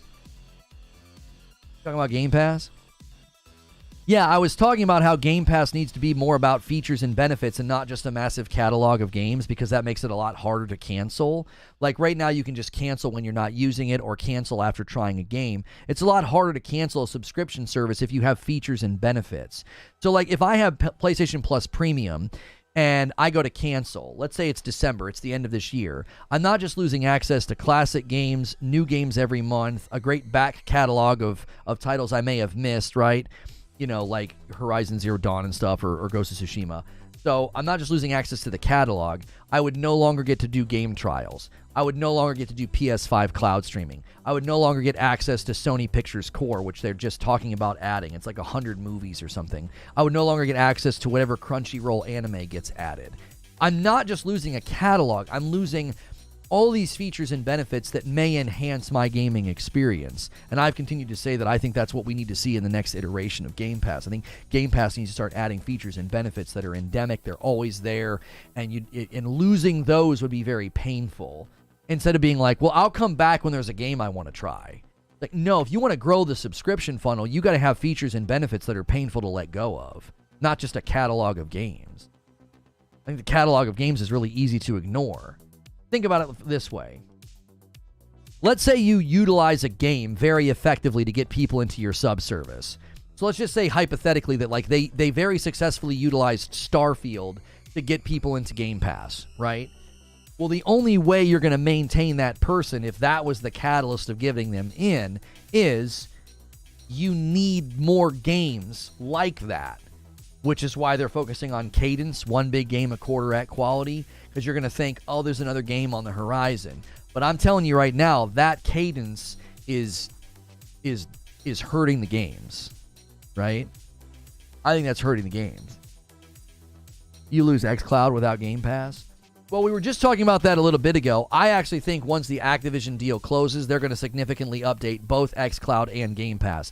I think they're playing it cool with xCloud because they don't want to draw attention to it. They want to kind of downplay it. It doesn't have great capacity right now. It doesn't have great consumer feedback. It's only 1080, and they're getting leapfrogged by Sony with 4K streaming. You can stream the games that you own. These are all things that people have been wanting to come to xCloud. I think once the Activision deal closes, Microsoft's going to do a full court press with xCloud and update it significantly. You will get 4K streaming. You will get to be able to play your games. The library will grow exponentially, and then they'll add capacity. They don't want to do that right now, because if they did that right now, it would be a threat to the deal going through. If they look really impressive in the market via cloud and cloud gaming, well, then the deal's less likely to go through, because the regulators are going to say, now wait a minute, like you guys are already, leading the charge here in this certain category. I mean, the CMA was already concerned about that to begin with, and Xbox and Microsoft tried to downplay their cloud. I think that's why xCloud is in the state that it's in right now. That's by design. They don't want to look impressive right now. They don't. I think the plan is to look impressive. They're going to answer back. I don't think Microsoft and Xbox look at PlayStation 5 Cloud Streaming and say, that's fine, you know, we're behind on a variety of features and things. No, I think they're going to do a big push. Probably next year would be my guess. I think early access to more games would be big on Game Pass. Yeah, I still don't get why they don't do that, because there are people that purchase games all of the time and that they stay away from Game Pass. If you knew you could sign up for Game Pass and anytime you bought a first-party game, you could play it a week early, you'd get a lot of the people that are sort of like hesitant to get on Game Pass to do it. Because they're like, well, I like to buy my games. I like to own my games. Sure, go ahead. $10 a month, $11 a month or whatever gets you on Game Pass, and you can buy the game, you get a discount, and you get to play it a week early. So now you're getting the person from both ends. You're getting somebody who likes to purchase games into your sub-funnel. And you're getting people in your sub-funnel to potentially purchase games. Because existing Game Pass owners might find that pretty tantalizing. Oh, I could buy Starfield and play it a week early? All of a sudden, your sub-model is generating purchases, which would be a frickin' 900 IQ play if you could pull it off. I see what you're saying. Yesterday, there was a 15-minute wait to play Starfield on xCloud. That's unacceptable. Maybe it's on purpose for now. Yeah, I mean, Jez Corden reported on this in August, and we reported on it. He was like, the capacity's not there. The features aren't there. It looks like PlayStation's going to leapfrog. I think it's all on purpose. It's all by design. The last thing Microsoft wanted to do in the midst of a battle for an unprecedented acquisition, the last thing they wanted to do was look impressive and strong, because that would make it harder for them to win those arguments and those debates, right? Well, you just doubled your data centers. You just completely jumped ahead in cloud gaming. You've got 4K. You've got this massive library of games available on cloud gaming. You have more data centers than anybody else. What do they have right now? Unimpressive capacity, no 4K, and you can't play the games that you own. It's an unimpressive library. So everybody looks at it and goes, meh, it's not that great. Well, of course not. Not yet. There ain't no way Microsoft's gonna sit idle on cloud. No way. That's why Phil Spencer said that Activision Blizzard is not their strategy. They're an accelerant to their strategy. And if you looked at those leaks from a couple of weeks ago that we looked at, they're no longer a console. They're an ecosystem. They said it themselves. We've been saying that for a while. A lot of people have been saying that for a while. And Microsoft said it in a document. Take that for what it's worth. Like, does that hit you? Does that matter to you? Does that excite you? Or, does that make you want to go somewhere else? You'd get every content creator subbed to get early access, and in turn, their communities might purchase early as well. Yeah, imagine every streamer being like, oh yeah, I'm playing this a week early. How? Oh, I have Game Pass and bought the game. So now you've got all these people basically selling your feature and your benefit every time a major title comes out. RTP Gaming says with a $5 super chat tip, so PlayStation gets to market cloud and subscription are the best in gaming while daring Microsoft to prove them wrong. Smart. Right, like from a strategy position, PlayStation's basically saying, okay, they're biding their time. Let's strike now while they look weak. Does that make sense? If you can be the first to market, that can be a huge advantage. Now, I talked about this in my show opening monologue. I said, it's great to be the first to have 4K cloud gaming with respect to console. I know there's 4K cloud gaming elsewhere, but with respect to console, like beating xCloud to 4K cloud gaming, it's great to be first, but it better run well. Because what I said is, if it doesn't run well, and then Xbox comes behind you in a couple of months and does this, and they do it better, that's going to hurt. So being first to market's great. But I made an analogy. I said, I remember playing PUBG, and I remember always saying, all it's going to take is another Battle Royale to launch that's better optimized, that runs better and is more reliable, and it will absolutely crush PUBG.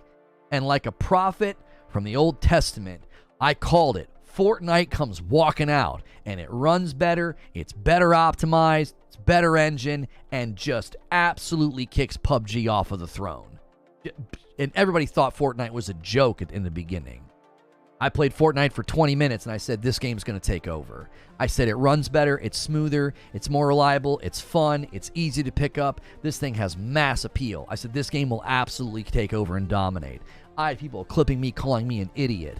This guy doesn't know what he's talking about. This guy, he thinks this game's going to be bigger than PUBG. Yeah, it was, and it is. And so, the same scenario could happen here. Like, Sony could walk out and be like, yeah, we got 4K cloud streaming first. Yeah, we're the first to do it. We're the first to do it. If it doesn't run very well, and then Microsoft comes behind and says, well, now that the Activision deal's closed, we got all these great games and all this great property. We're going to throw it all on our cloud, and we're going to roll out more data centers, more capacity. We're going to roll out 4K, right? So Sony doesn't know that Microsoft's holding back because of the ABK deal? Nobody said Sony doesn't know. I said, if I'm Microsoft, I don't want to look impressive right now with cloud gaming. It's one of the major points of their argument against the CMA. Now, they handed off rights to Ubisoft, but even before that, they downplayed their cloud gaming stance.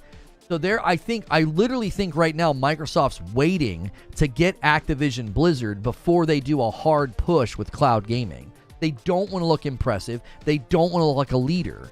If they look like a market leader, that's a threat to the acquisition. You can't be the market leader in cloud gaming and then try to do a $69 billion acquisition where cloud gaming is a concern. Does that make sense? Like, they don't want to. They don't look impressive right now. They don't have the capacity. There's long wait times. It's not even 4K yet, and Sony's beating them to that feature in particular.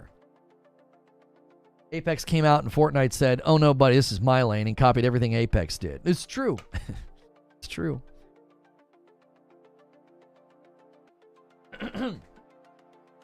If Microsoft server blades are basically Series X boards with perhaps different memory, etc., then what are Sony using? Sony developed proprietary technology codenamed Kira, and it can do 5 gig a second with less than a millisecond of latency, according to Insider Gaming. They're going to have 28 data centers across 15 metros by March of next year. That's the goal for the rollout. Now, as far as the Series X like loading into a Series X server blade, they actually put you on a Series S profile. That's another reason that xCloud is not that impressive. You're not even getting Series X power. You're not. You're getting Series S power, which we all know is not great. So again, there's a lot to this. There's a lot to why xCloud doesn't look that impressive right now. And I don't think it's like because Microsoft doesn't know what they're doing. I think it's because they don't want to look impressive with cloud gaming. They don't want to. They're going to be. I think they have big plans for cloud. I don't think you buy Activision Blizzard without having a pretty significant plan to push into cloud gaming really, really strongly. I think it'll likely be next year at some point. There'll be updates that'll push out. They'll have more data centers. They'll launch 4K. They'll start letting you play, like, cloud stream the games that you own, because right now that's a feature that people keep asking for. Like, come up with another reason why they wouldn't add features like that. Like, it doesn't make any sense. $20 says tomorrow's show is about the IRS and Microsoft. I'm not going to do a show about taxes. A $5 tip from RTP Gaming Channel. That's my point. PlayStation knows Microsoft can't respond yet, so take advantage. Oh, no, I understood your point, RTB. I totally understood your point. You were basically saying Sony knows that Microsoft's biding their time, so they're like, well, let's strike first while we can, because eventually we won't be able to strike first on this stuff. Microsoft's got more money than us, and they potentially have, the ability to turn on a lot more infrastructure with their own cloud solutions. Why not do a show about taxes? Taxes is the most fun thing in the world. I just don't have any interest in it. That's a pretty big tax bill. It's not gaming news. Like, it's not gaming news to be like, hey, a big company didn't pay its taxes. Do you want me to do a video on how like GE and Verizon, you know, haven't paid federal taxes in like 10 years or something? Do you want me to do a show on that too? It doesn't look great to talk big plans and focus on cloud and have an awful service also, but we are the few that are in the know. Well, it's the lesser of two problems, Russell. Like, they don't want to disrupt their ability to do an acquisition, and if you make it better, then everybody starts talking about why it's better. Do you see?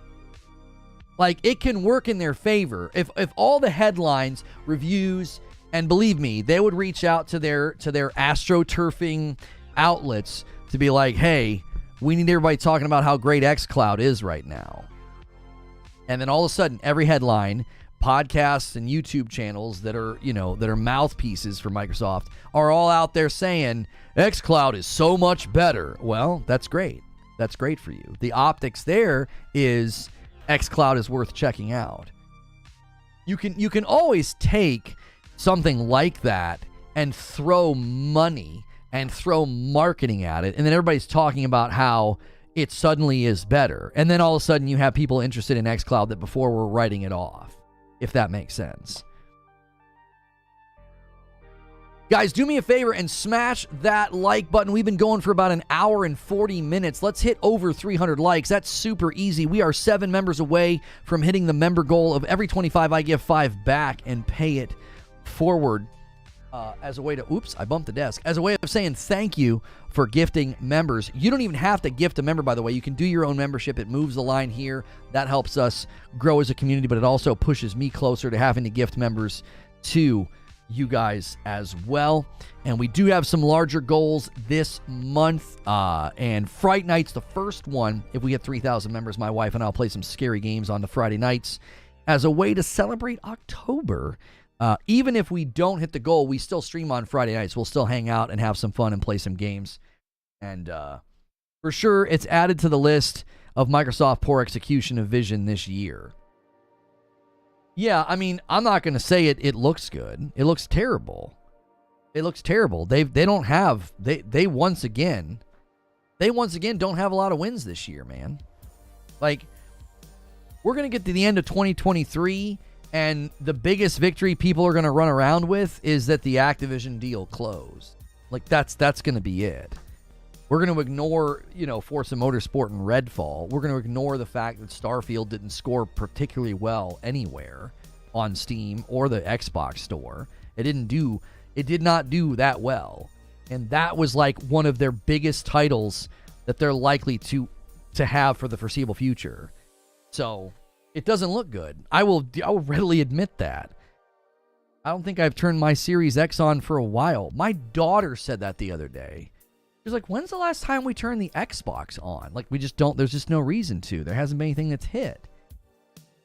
So, the optics-wise, it feels more like the wait until. Well, maybe next year, once the deal's closed, they'll do a big push for xCloud. They'll do a big push for Game Pass. I have an upload coming today about when is Call of Duty coming to Game Pass. I think there's a variety of outcomes, and Activision's tweet, I think, points to that. Yo, what's good, Brap? How are you? You can access Game Pass through GeForce Now on PC. Why couldn't Microsoft partner with NVIDIA and bring it to console? Well, I mean, in many respects, they might not want to. They have their own cloud solution. They have xCloud. Why would they want to? Why would they want to bring their like GeForce to their console? They would just use xCloud. That wouldn't make any sense. You can't convince people that xCloud is a value and something worth something worth having if you have the competitor right next to it. GeForce Now, like that would be really, really weird. They're working with GeForce with NVIDIA, but I can't see them bringing the competitor's cloud solution to their own platform. That would be odd. I think Microsoft's playing the long game. With a couple more acquisitions, COD coming to Game Pass, and more, they could be in the lead. Yeah, because I'm going to talk about that in the upload, my premiere today. I'm going to talk about that because I think there's a variety of ways that you see that happen. I think there's a variety of ways you see it happen.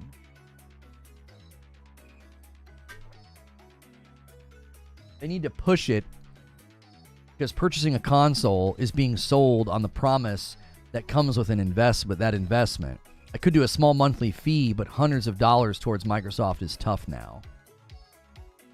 Right, and I think that's one of the reasons their strategy has been to push the Series S. This is why I thought Brad Sam's commentary on the PlayStation 5 price update on the digital being $50 more, I thought his commentary was spot on. PlayStation sending a loud and clear message. We're not worried about Xbox anymore. We don't care that they're selling something $150 less than our lowest entrance cost. Like, once they go to this new PS5 model, the lowest entrance cost into PlayStation is $450. That's a no disc drive digital only PS5 for $450. Oh, you want a vertical stand? That's $30. They're pulling an Apple. They're doing an Apple. They're like, yeah, our stuff's in demand. We can raise the price and take stuff out of the box. We're not worried about them. Yo, 2 spots from Talents. Are you worried for Sony at all, or am I just overreacting? So we talked about this yesterday, and I went back and I listened to the debate. And there's something strange going on where everybody is asking PlayStation for something that they're not asking the other platforms for. What's coming next year for Xbox? Where's your roadmap? Where is it? You don't have one. And you know what? That's totally fine. Where's the roadmap for Nintendo? Where is it? Where's the roadmap for Nintendo next year? I think we know about 2 games maybe from Nintendo. There's the Peach game, and then there's Super Mario RPG. I think those are coming first quarter. That's all we know. That's it. Where's the roadmap for PlayStation? We know that Helldivers is coming first quarter, and there's another game that has slipped my mind. I can't remember which one it is. There's 2 games coming first quarter to PlayStation. So every platform right now, we don't really have a firm grasp on what they're doing next year. And yet, the only company that gets singled out on that is PlayStation. Seriously, what's coming next year for Xbox? Do you know? There's the presumption that it's going to be Avowed and Hellblade 2, but we don't know. We don't know. Do you want to know what's going on? Marketing strategies and marketing windows are shrinking. Everybody's switching. Isn't RPG next month? No, Super Mario Wonder is next month. That's it. FF7 Rebirth, thank you. Yeah, FF7 Rebirth and Helldivers 2 is first quarter. So we know 2 games first quarter for Nintendo. We know 2 games first quarter for PlayStation. What's coming in the first quarter for Xbox? Like, really flip the question around. Do it. What's coming? You're all focused on ABK, which is great. Good for you. You're going to get all that stuff on Game Pass. Eventually. It's going to be a slow rollout, which I think is actually going to be great for them.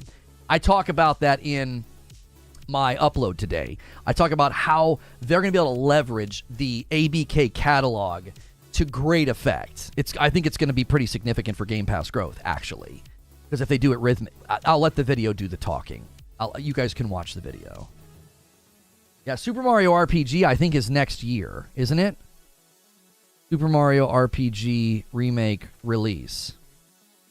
Oh, no, it is next year. I'm sorry. So Super Mario RPG is not next year. I apologize. It's the Peach game and something else.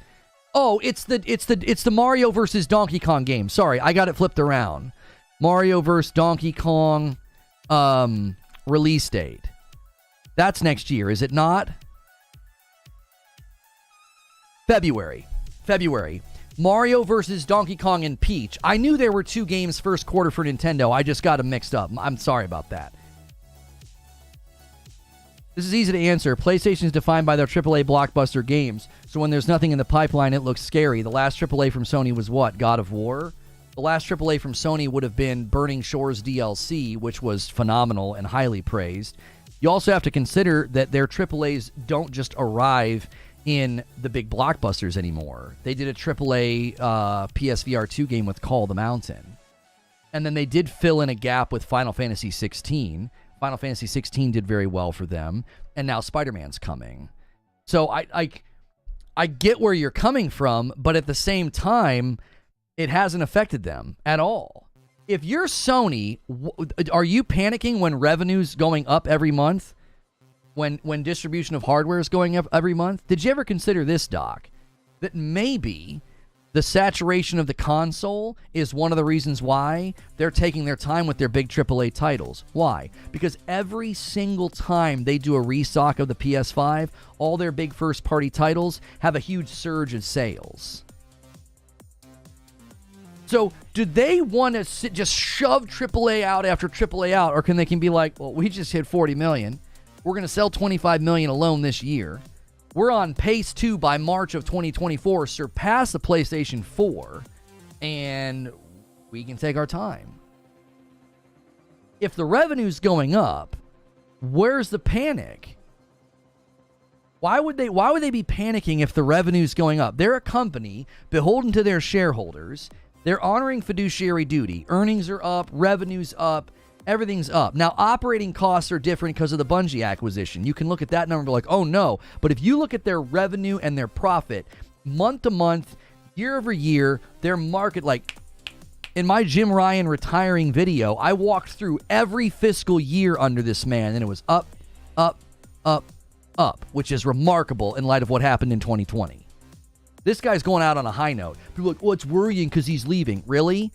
Everybody in the position before him did the exact same thing. They hit 5 years and they left. It was 5 years gone, 5 years gone. 2 years of an interim and now 5 years gone. Why would Sony be panicking if the money's going up? They literally pushed games out of this year. They internally delayed games out of this year and still are posting revenue gains year over year. Why would they be panicking? If you're Sony, you're panicking when you just lost your highest revenue maker, Call of Duty, to your competition, who's already the easiest way to play games. All you need is a screen. I don't, but they got a contract on Call of Duty for the next 10 years that they found satisfactory. So they're not losing their highest revenue maker. You're phrasing that as if Call of Duty's leaving PlayStation. It's not. They'll still be the lion's share of the purchases. 48% of the people who buy Call of Duty buy it on PlayStation. It suddenly being on Game Pass isn't going to change that reality. This year alone, Sony may sell more consoles than Game Pass has subscribers, and Xbox has sold this entire generation. Let that sink in. Why would they be panicking? Yeah, I don't see any reason for them to panic. I'll tell you what I think they're doing, Doc. I've said this for a while. I think PlayStation is playing from the front and they're sandbagging. That's what I think they're doing. I think they're playing from the front and they're sandbagging. Think of it in phases, Doc. When you launch your new console, what do you got to do? You got to cast this long tail vision to do what? You got to get sales going. So they come out and what do? They reveal the PlayStation 5. They announce like 26 titles. And it's it's just gunfire. You're like, oh my gosh, there's so many games coming. So they spin up the trajectory for PS5 sales. And what do once that trajectory is set? They phase it back and say, now we can do 1 or 2 big releases a year, lean on third party, and just saturate the market. We don't have to convince people to buy PlayStation 5s. We've already done that. And the trajectory set. We're going to be the dominant leader. That's indicated by the $50 price point increase on the digital. They're literally subsidizing the razor-thin margins of the PlayStation 5 disc. They're subsidizing that by charging you more for the digital because they freaking can. No, the demand for the product's not going to go down because of $50. They know this. That's power. You don't raise the price of your device when it's high in demand because you're panicking. You do it because you're in the position of power. You're like, we can charge more money because we literally can. Oh, and you want a vertical stand? It's sold separately. Shut the frick up. Like, that's power. That's Apple posture power. Look at Apple. Look at their posture. Look at how they've treated their devices. Sony is starting to posture like that. I actually find that concerning because I don't like spending more money and getting less in the box, but that we debated that yesterday.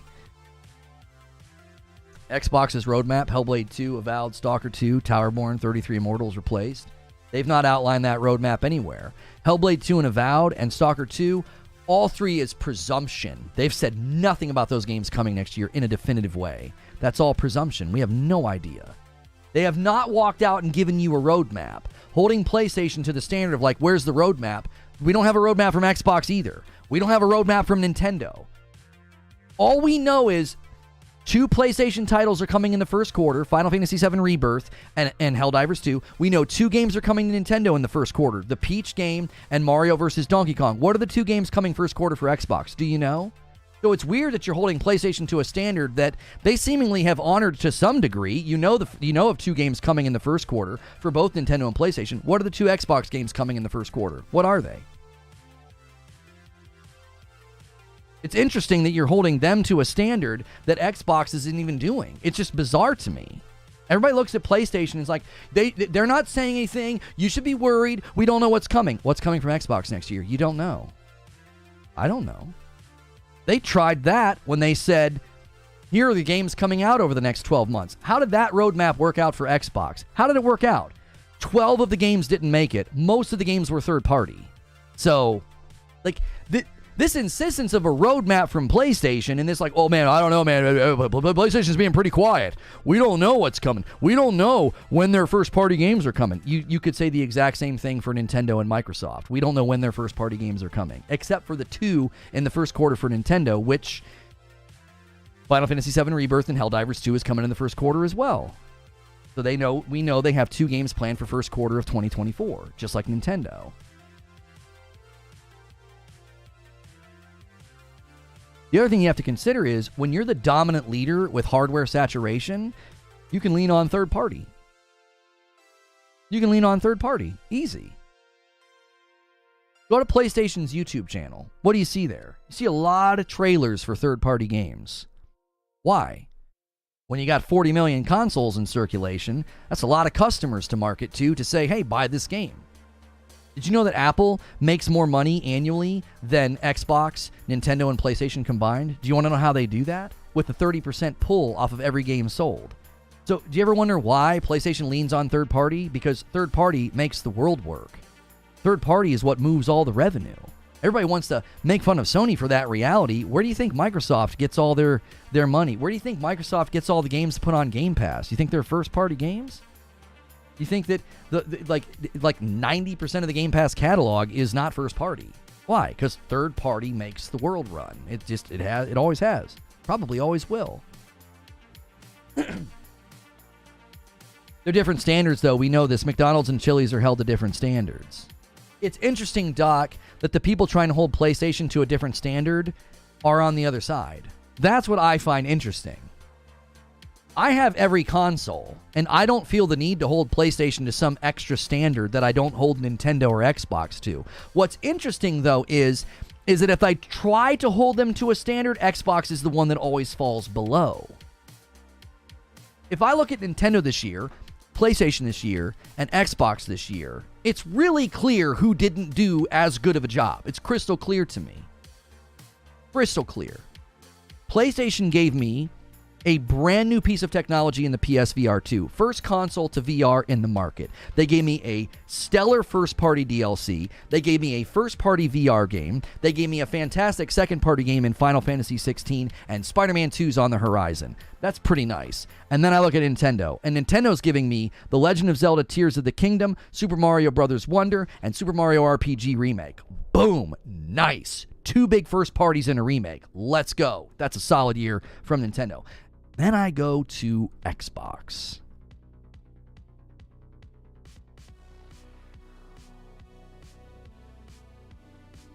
It's such an easy conclusion to come to. They had the weaker year from my perspective. Your perspective can be different. I know folks are enjoying Starfield. Doc's loving it. Not me. Huge disappointment for me. Not at all what I expected. It was supposed to be their shining star. It was supposed to be their North Star this year. And it was a bottle rocket. Say that again, Lono, so the ponies can hear you in the back. Third party runs the world. I agree, but these ponies will die on the exclusives matter. Here's what always happens, Doc. People always come at me like I'm a pony And they bring that argument to me, and it's like, you need to understand something. I'm not a pony. I'm a late convert to PlayStation. I was cheering for Xbox early this generation. I said that Halo Infinite could be an esports giant. I said Microsoft could make huge plays with Game Pass and Starfield, and it hasn't happened. I'm a disaffected Xbox fan who has gone to PlayStation because I go where the games are. As soon as Nintendo has a stronger device with the Switch 2, that's all I need. That's all I need. If I can play Zelda at 60 FPS, and I got my PS5 and my PSVR 2, my PlayStation Portal, and a PS5 Pro on the horizon, that's all I need. I just need a really strong rig. I just need to update my gaming rig, and I'm done. Your content's getting more bias every week. See, you call it a bias, and all it is the natural culmination of having standards. That's all it is. I went back. We started streaming on this channel in 2021, late 2021. Do you want to know what two of my earliest shows were? One of the earliest shows were Halo's back. It could be an esports giant, Halo Infinite. I believed in Halo Infinite. I believed in Joseph Staten. And we all saw how that turned out. I believed in Xbox's vision to push Game Pass and to push big titles like Starfield. I believed that that could be the thing. And you know what happened? I have standards. And I don't make excuses for failure. I don't make excuses for subpar products.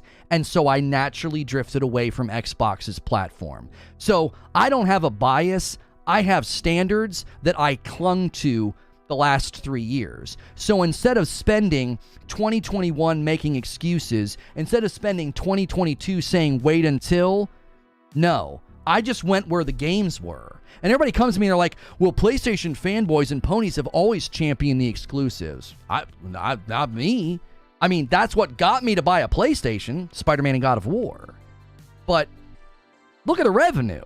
I don't have any problem admitting that the revenue is always driven by third party. It will always be driven by third party. Unless you're Nintendo. Unless you're Nintendo. I don't think you're a pony. I've seen PlayStation guys attack you, Xbox guys attack you, and lately PC guys attack you. I would say you're doing well. They all want my blood, Doc. They all want my blood, baby. Do you want to know why? Because I swing the bat at everybody. Lucille knows no preferences. I don't give a frick who you are. I don't care what your platform is. I don't care what your game is. I don't care who made the game, wrote the script, or did the voice acting. I'll get the bat out and swing it at whoever and whatever I deem necessary. So nobody likes that. Nobody likes that. So I get chunks taken out of me by all sides. I don't care. I'm still here. I'm still standing. That doesn't bother me. What bothers me is falsehood, false framing, and lies. I don't like that. But if you go back and watch my coverage in 2021, you will quickly see, I was a huge believer in Xbox and their property and what they could bring. And now I am terrified of what's going to happen to Hellblade 2. I'm terrified of what's going to happen to property like Fable. I'm literally like, oh my gosh. This year has just absolutely cemented my skepticism and doubt about Microsoft's ability to bring good games to market. I'm absolutely terrified. Redfall and Forza Motorsport, what is going on? I don't know how anybody could look straight face at that and be like, yeah, everything's fine. No, I don't know. I truly don't. Having standards and having preferences drove me to where I am. Totally. Everybody that wants to like trophy check me on my PlayStation account, they're like, this guy doesn't even have that many trophies. I posted all the hours played, right? I posted all the hours played in those games because that matters more to me. I've never chased trophies. I've never done that. I played a lot of those games, large amounts of hours. But you'll also notice I'm super late to the PlayStation ecosystem. None of the classics are there in my play log. None of the classics are there. They're not.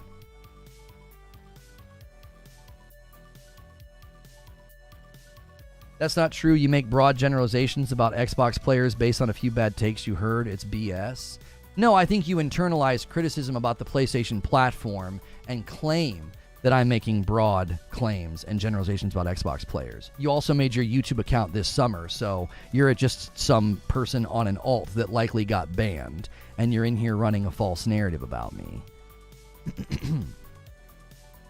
This isn't my first rodeo.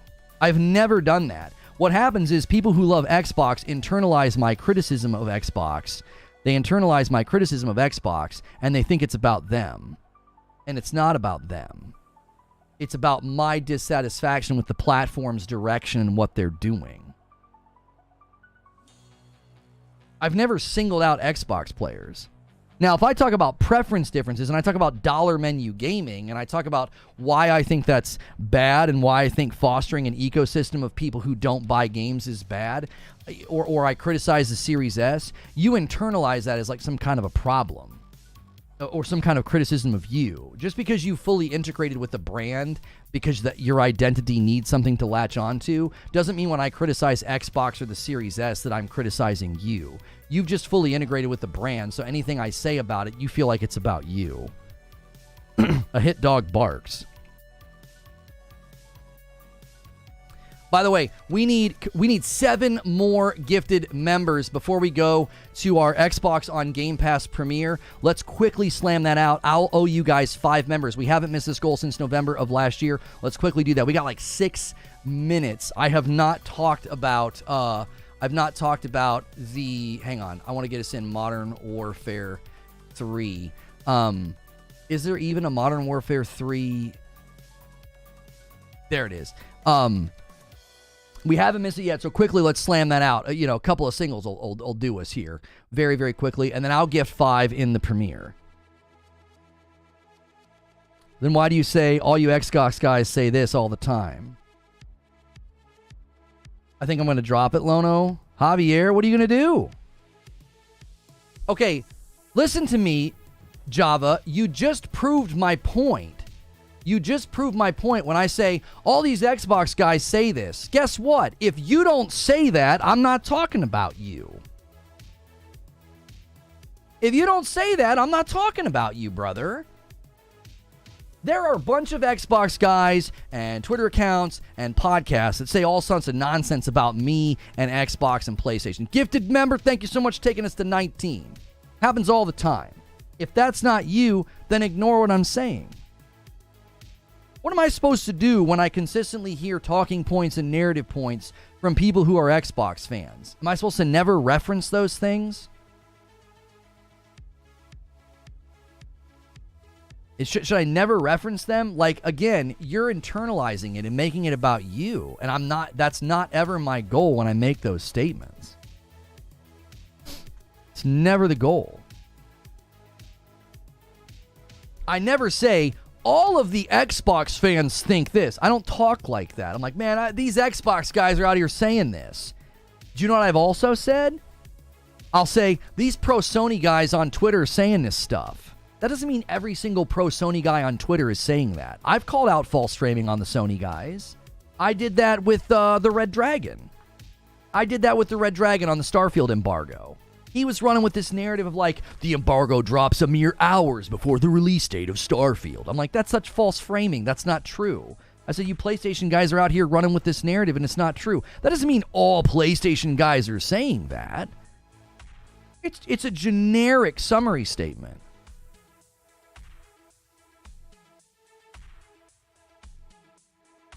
Well, that's the way it comes off. Listen, I don't intend it to come off that way, but some of y'all are self-fulfilling prophecies. I got ruthlessly attacked in the beginning of this year. For what reason? Thank you, PWH-Town, by the way, for that gifted, that I added it. I got ruthlessly attacked because I was against the merger.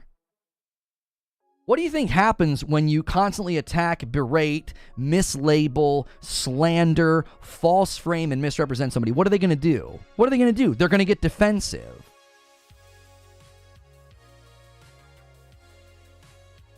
They're going to get defensive.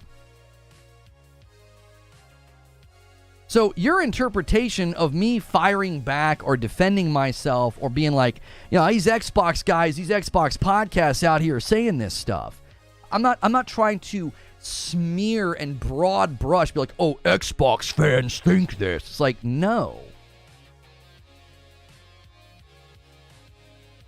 Yeah, and what Jack is saying, I'll say, man, these Xbox guys, I'm like, man, you PlayStation guys are saying this. It's not true.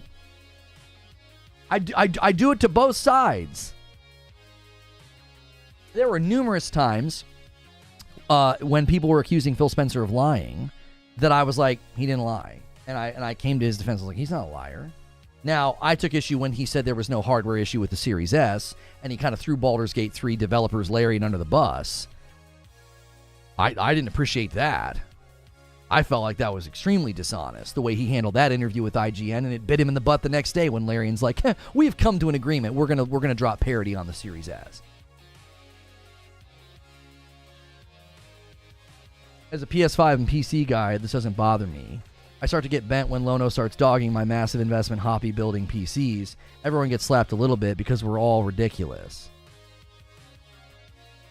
I don't ever dog the investment hobby of building PCs. I draw contrasts and talk about how both have their merits. It's a matter of your preferences. We're going to have to bump this to 12:15. We'll have to bump the premiere to 12:15. That's totally fine. That means we got 15 minutes. We got 15 minutes to get 6 more members. Let's quickly do that. I know I'm having a bit of a back and forth with somebody, but I think it's fine when we're talking about PS5 Cloud Streaming and beating Xbox and acquisitions and the whole debate about both platforms. J. Chris drops the 10 bomb and says, we're going to do this right now without breaking a sweat. He pushes us over the limit and says, we're going to hit 29. In fact, one would be an amazing layup for a 20 bomb, and that was the Agents of Chaos. You pushed us right past the goal, J. Chris. Thank you so much. You're allowed to voice your opinion. You didn't voice your opinion. You falsely summarized me. There's something that you and many people need to understand. Criticism is not name-calling and lying. That guy just can't take criticism. Really? I blocked a guy the other day because he said, I'm going to call out these clowns. And he had me on a thumbnail wearing a fanboy cap. So he's name-calling and telling him he's going to call me out. And he's like, I guess he can't take criticism. I can take criticism from adults. Name-calling from children, I do not abide. We are men of action. I don't have time for children. There's a layup from J-Dog. Oh, wrong one. I hit the wrong button. There's the layup from J-Dog. Thank you so much. That is an easy score right there, setting up a potential 20-bomb slam home. Jiraiya, a little late on trying to be it. You're against Microsoft ABK, but are you against Disney EA? FCAT, I don't have a whole lot of patience for you because I saw some of the stuff you said about me on Twitter, but I'll answer your question. I have been consistently on record against this level of acquisition. I warned people when Embracer Group started downsizing and shutting things down. This is a cautionary tale. This is what happens when you have this level of consolidation. It's risky. It's risky. It can hurt the developers. It can hurt the products. I said, I don't care who buys it. Consolidation's not good for the industry. You're just having big conglomerates buying companies and developers that already have products coming to market. How's that good for me? Changing the label on the box? Disney wanting to buy EA? I don't want that at all. Do you want to know why I don't want Disney buying EA? Because Disney has the same stupid cadence over quality strategy that I think is terrible for gaming. Disney is the reason that Jedi Survivor launched in the state that it launched in. Because they wanted a brand new Star Wars game every 6 months. And as soon as they got Star Wars Jedi Survivor to a respectable performance level on console, the director walked. Why? Because he doesn't want to work with Disney anymore. Disney's likely pushing another cadence of delivery for the third game because they're already in works. You know, the lead actor confirmed it's already in the works. So no, I don't want Disney to own EA. I don't want Disney touching anything in gaming because they've already hurt one of my favorite franchises. These corporate-minded companies, they don't see gaming as something to invest in to make better. They want to invest in it to make a buck off of it. So no, I don't want Disney buying anybody. I don't want Amazon buying anybody. I don't want Tencent buying anybody. I don't want Sony trying to go out and make big purchases either. I like when Sony buys a company they've already been working with. I think that's more synergistic and more symbiotic. But just like mass level consolidation, there's nothing organic about it. There's nothing synergistic about it. It's reckless. It's tectonic. It's disruptive. It's bad. So no, I've been consistently on record as being against acquisition. Everybody always does this. Like, you'd be fine if Sony was doing it. No, you're projecting that onto me because you think that I think the way that you think. You think I'm like you. You're okay with the acquisition because you're an Xbox fan, and you think I work the same way. You'd be okay with it if it was Sony. No, because my brain doesn't operate the way yours does. I don't approve of something simply because it's my favorite brand. I don't make exceptions to behavior because it's my favorite brand. Do I prefer Sony's games this generation? Sure. When they start taking things out of the box and charging more for their console, I'm like, I don't like that. That's like what Apple did. And I criticize it. So I don't give Sony a pass just because, it says Sony on the box, so everything they do is fine. They're putting nunchucks in the box and sharp glass shards and kids are getting cut. But I don't care because it's Sony. I don't operate in that way. You do, and you project that onto me. Well, he'd be okay with it. No. We're far better off. We're far better off not having the market consolidated, not having the market get siloed up. It's not good for us. Every other market this has happened in has removed your choice. It has. We just ignore that. We ignore the history of consolidation. We do. We just ignore it. We're like, well, it's my favorite brand, so it's good. I'm going to get more games on Game Pass, so it's good. So when internet service providers did it and cell phone companies did it, that's all been so great for us. It's so analogous because it's endemic to daily life technology, which is exactly what gaming has become. And we're like, no, it's going to be different this time because Microsoft's a really altruistic company because, they got sued in the 90s for false classifying employees because they didn't want to pay them benefits. So they made it a matter of corporate policy that contract workers can't exceed 18 months, which has been absolutely toxic and acidic to the creative process of games like 343 trying to build Halo when half their employee base is on a contract. You think that's the company that's going to be a good company to do consolidation? Microsoft. It's just ridiculous. There's no logic or reason to it. It's fanboyism. It's brand loyalty. There's no logic to it. More games in more places. Better for the consumer. You're talking about Microsoft. They're not a charity. What I said about you on Twitter, I don't know. I saw a tweet and a feed where you dogpiled and had something nasty to say. So you got the swift block. I don't even know why I'm letting you hang out today.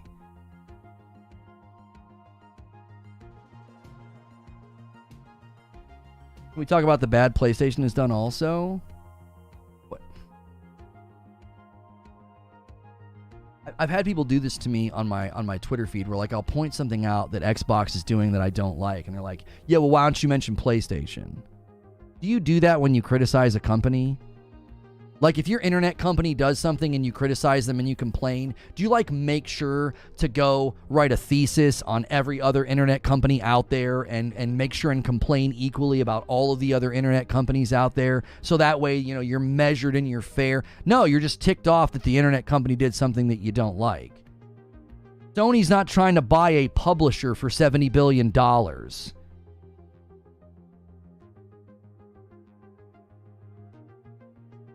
Like, I've never understood that injunction.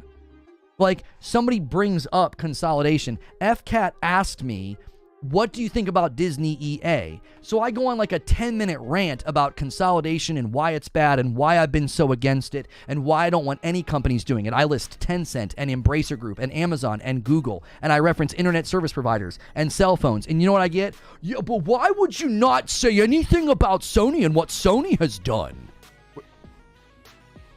Has Sony tried to consolidate the gaming market to this degree ever in the history of gaming? Have they ever tried to buy a publisher for $70 billion? Because if they did, I'll talk about it and I'll criticize it and say that I don't want it to happen. Are they trying to do that right now? Are they?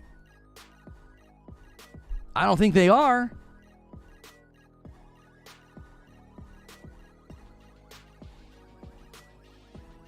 But like, you know, I do criticize Sony. It's just that nobody clips that and puts that on Twitter.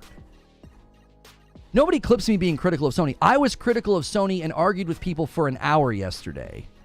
For an hour, I was critical of Sony for selling the vertical stand and charging more money. I was critical of them raising the price of the digital. I was critical of that. No one's going to clip that. Why? Because they're liars and they're smear merchants, and they will never show you the other side of the coin. Think about it. If someone consistently criticizes Xbox and PlayStation, and all you ever see are clips of them criticizing one side, what do you think you're going to conclude? Well, all this guy does is bash. It's very easy to manipulate what people think on the internet. It's extremely easy.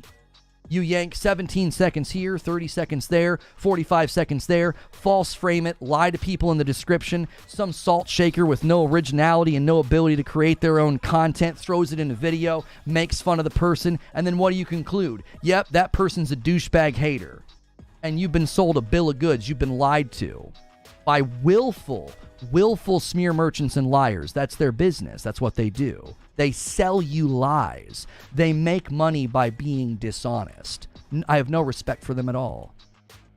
They're bottom feeding trash.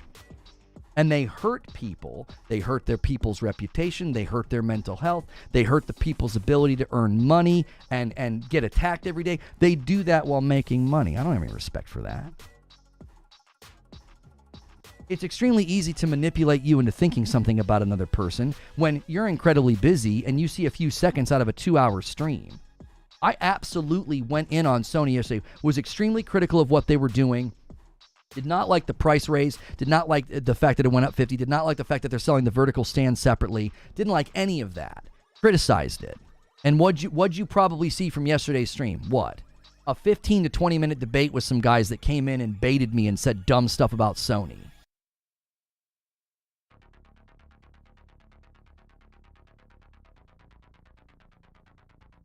Doc Dark says, nobody clips you being critical because of the blue background. But in seriousness, the reason you get hate from all sides is because you criticize all sides.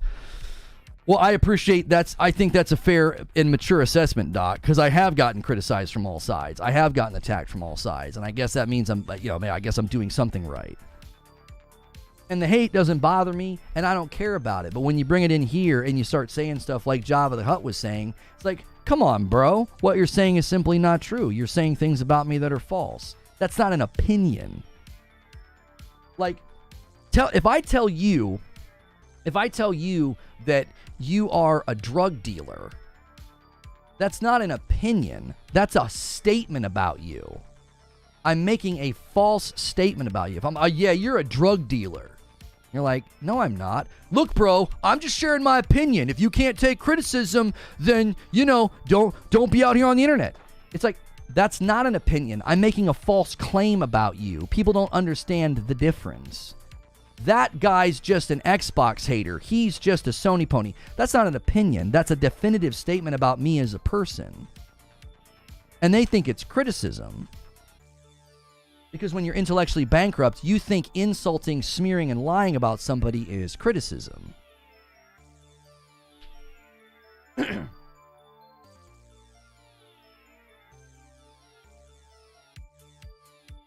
It reminds me of the flack I take over when I criticize stuff over here. People will say, oh, that's because it's a fight in the USA. And I'm like, no. Dumb is dumb. That's right. It's like in the what's he say in the Knives Out sequel? He's like, no. It's like, is it so dumb that it's brilliant? He's like, no, it's just dumb. It's just dumb. I'm watching all of your streams every day. The only reason I don't agree with them about your content is because I've seen you before recently. But if people were only watching the last few months and not watching the whole streams every time, I could see why people think that. Right, it's more convenient to put somebody in a box. It's just more convenient. That's why I always tell people, I'm like, go back and look at my past coverage. Go back and look at my past coverage. Look at my coverage even today. I talked a bunch about how Microsoft can answer back. Microsoft can 100% leverage Activision Blizzard, and they can leverage ABK, they can leverage cloud. They can leverage so much to have a much more compelling offer. In fact, in 2 minutes, we're going to go to a video about Call of Duty on Game Pass, and I'm telling you, if you watch this video with open eyes, I'm walking through quite literally how Microsoft can leverage Activision Blizzard in a cadence to boost Game Pass subs. Devin Evans with a 5 spot. Lono, we don't agree not to sugarcoat it. At the same time, however, we may disagree. As long as it stays civil, I feel no need to attack you. Yeah, because I feel like you're an emotionally stable person. It's not like working out of some weird identity shift problem, like feeling threatened or like upset, or like what the one guy was doing. It was like you're clearly internalizing what I'm saying about Xbox as if I'm saying it about you. And listen, we're going to go to this video. I'm going to post a link in chat. We're also going to redirect to it. So if redirect doesn't work, then you can use the link in chat. It'll also be the featured video. Listen, go watch this video with open eyes and listen to what I say about how Call of Duty could come to Game Pass and what it would mean. And then afterwards, we're going to hang out with members. I'm going to gift members when we get over there. So make sure and click the link in chat. Smash like on this video before we leave. Let's try to get 400 likes, and then smash like on the video when we get over there. All right? I'll see you guys over there in the premiere. I'm going to gift the 5 members that I owe you. You can still gift members to try to hit 50 when we're over there, and I'll have to gift some more. Click the link in chat or ride the redirect. I'll see you over there.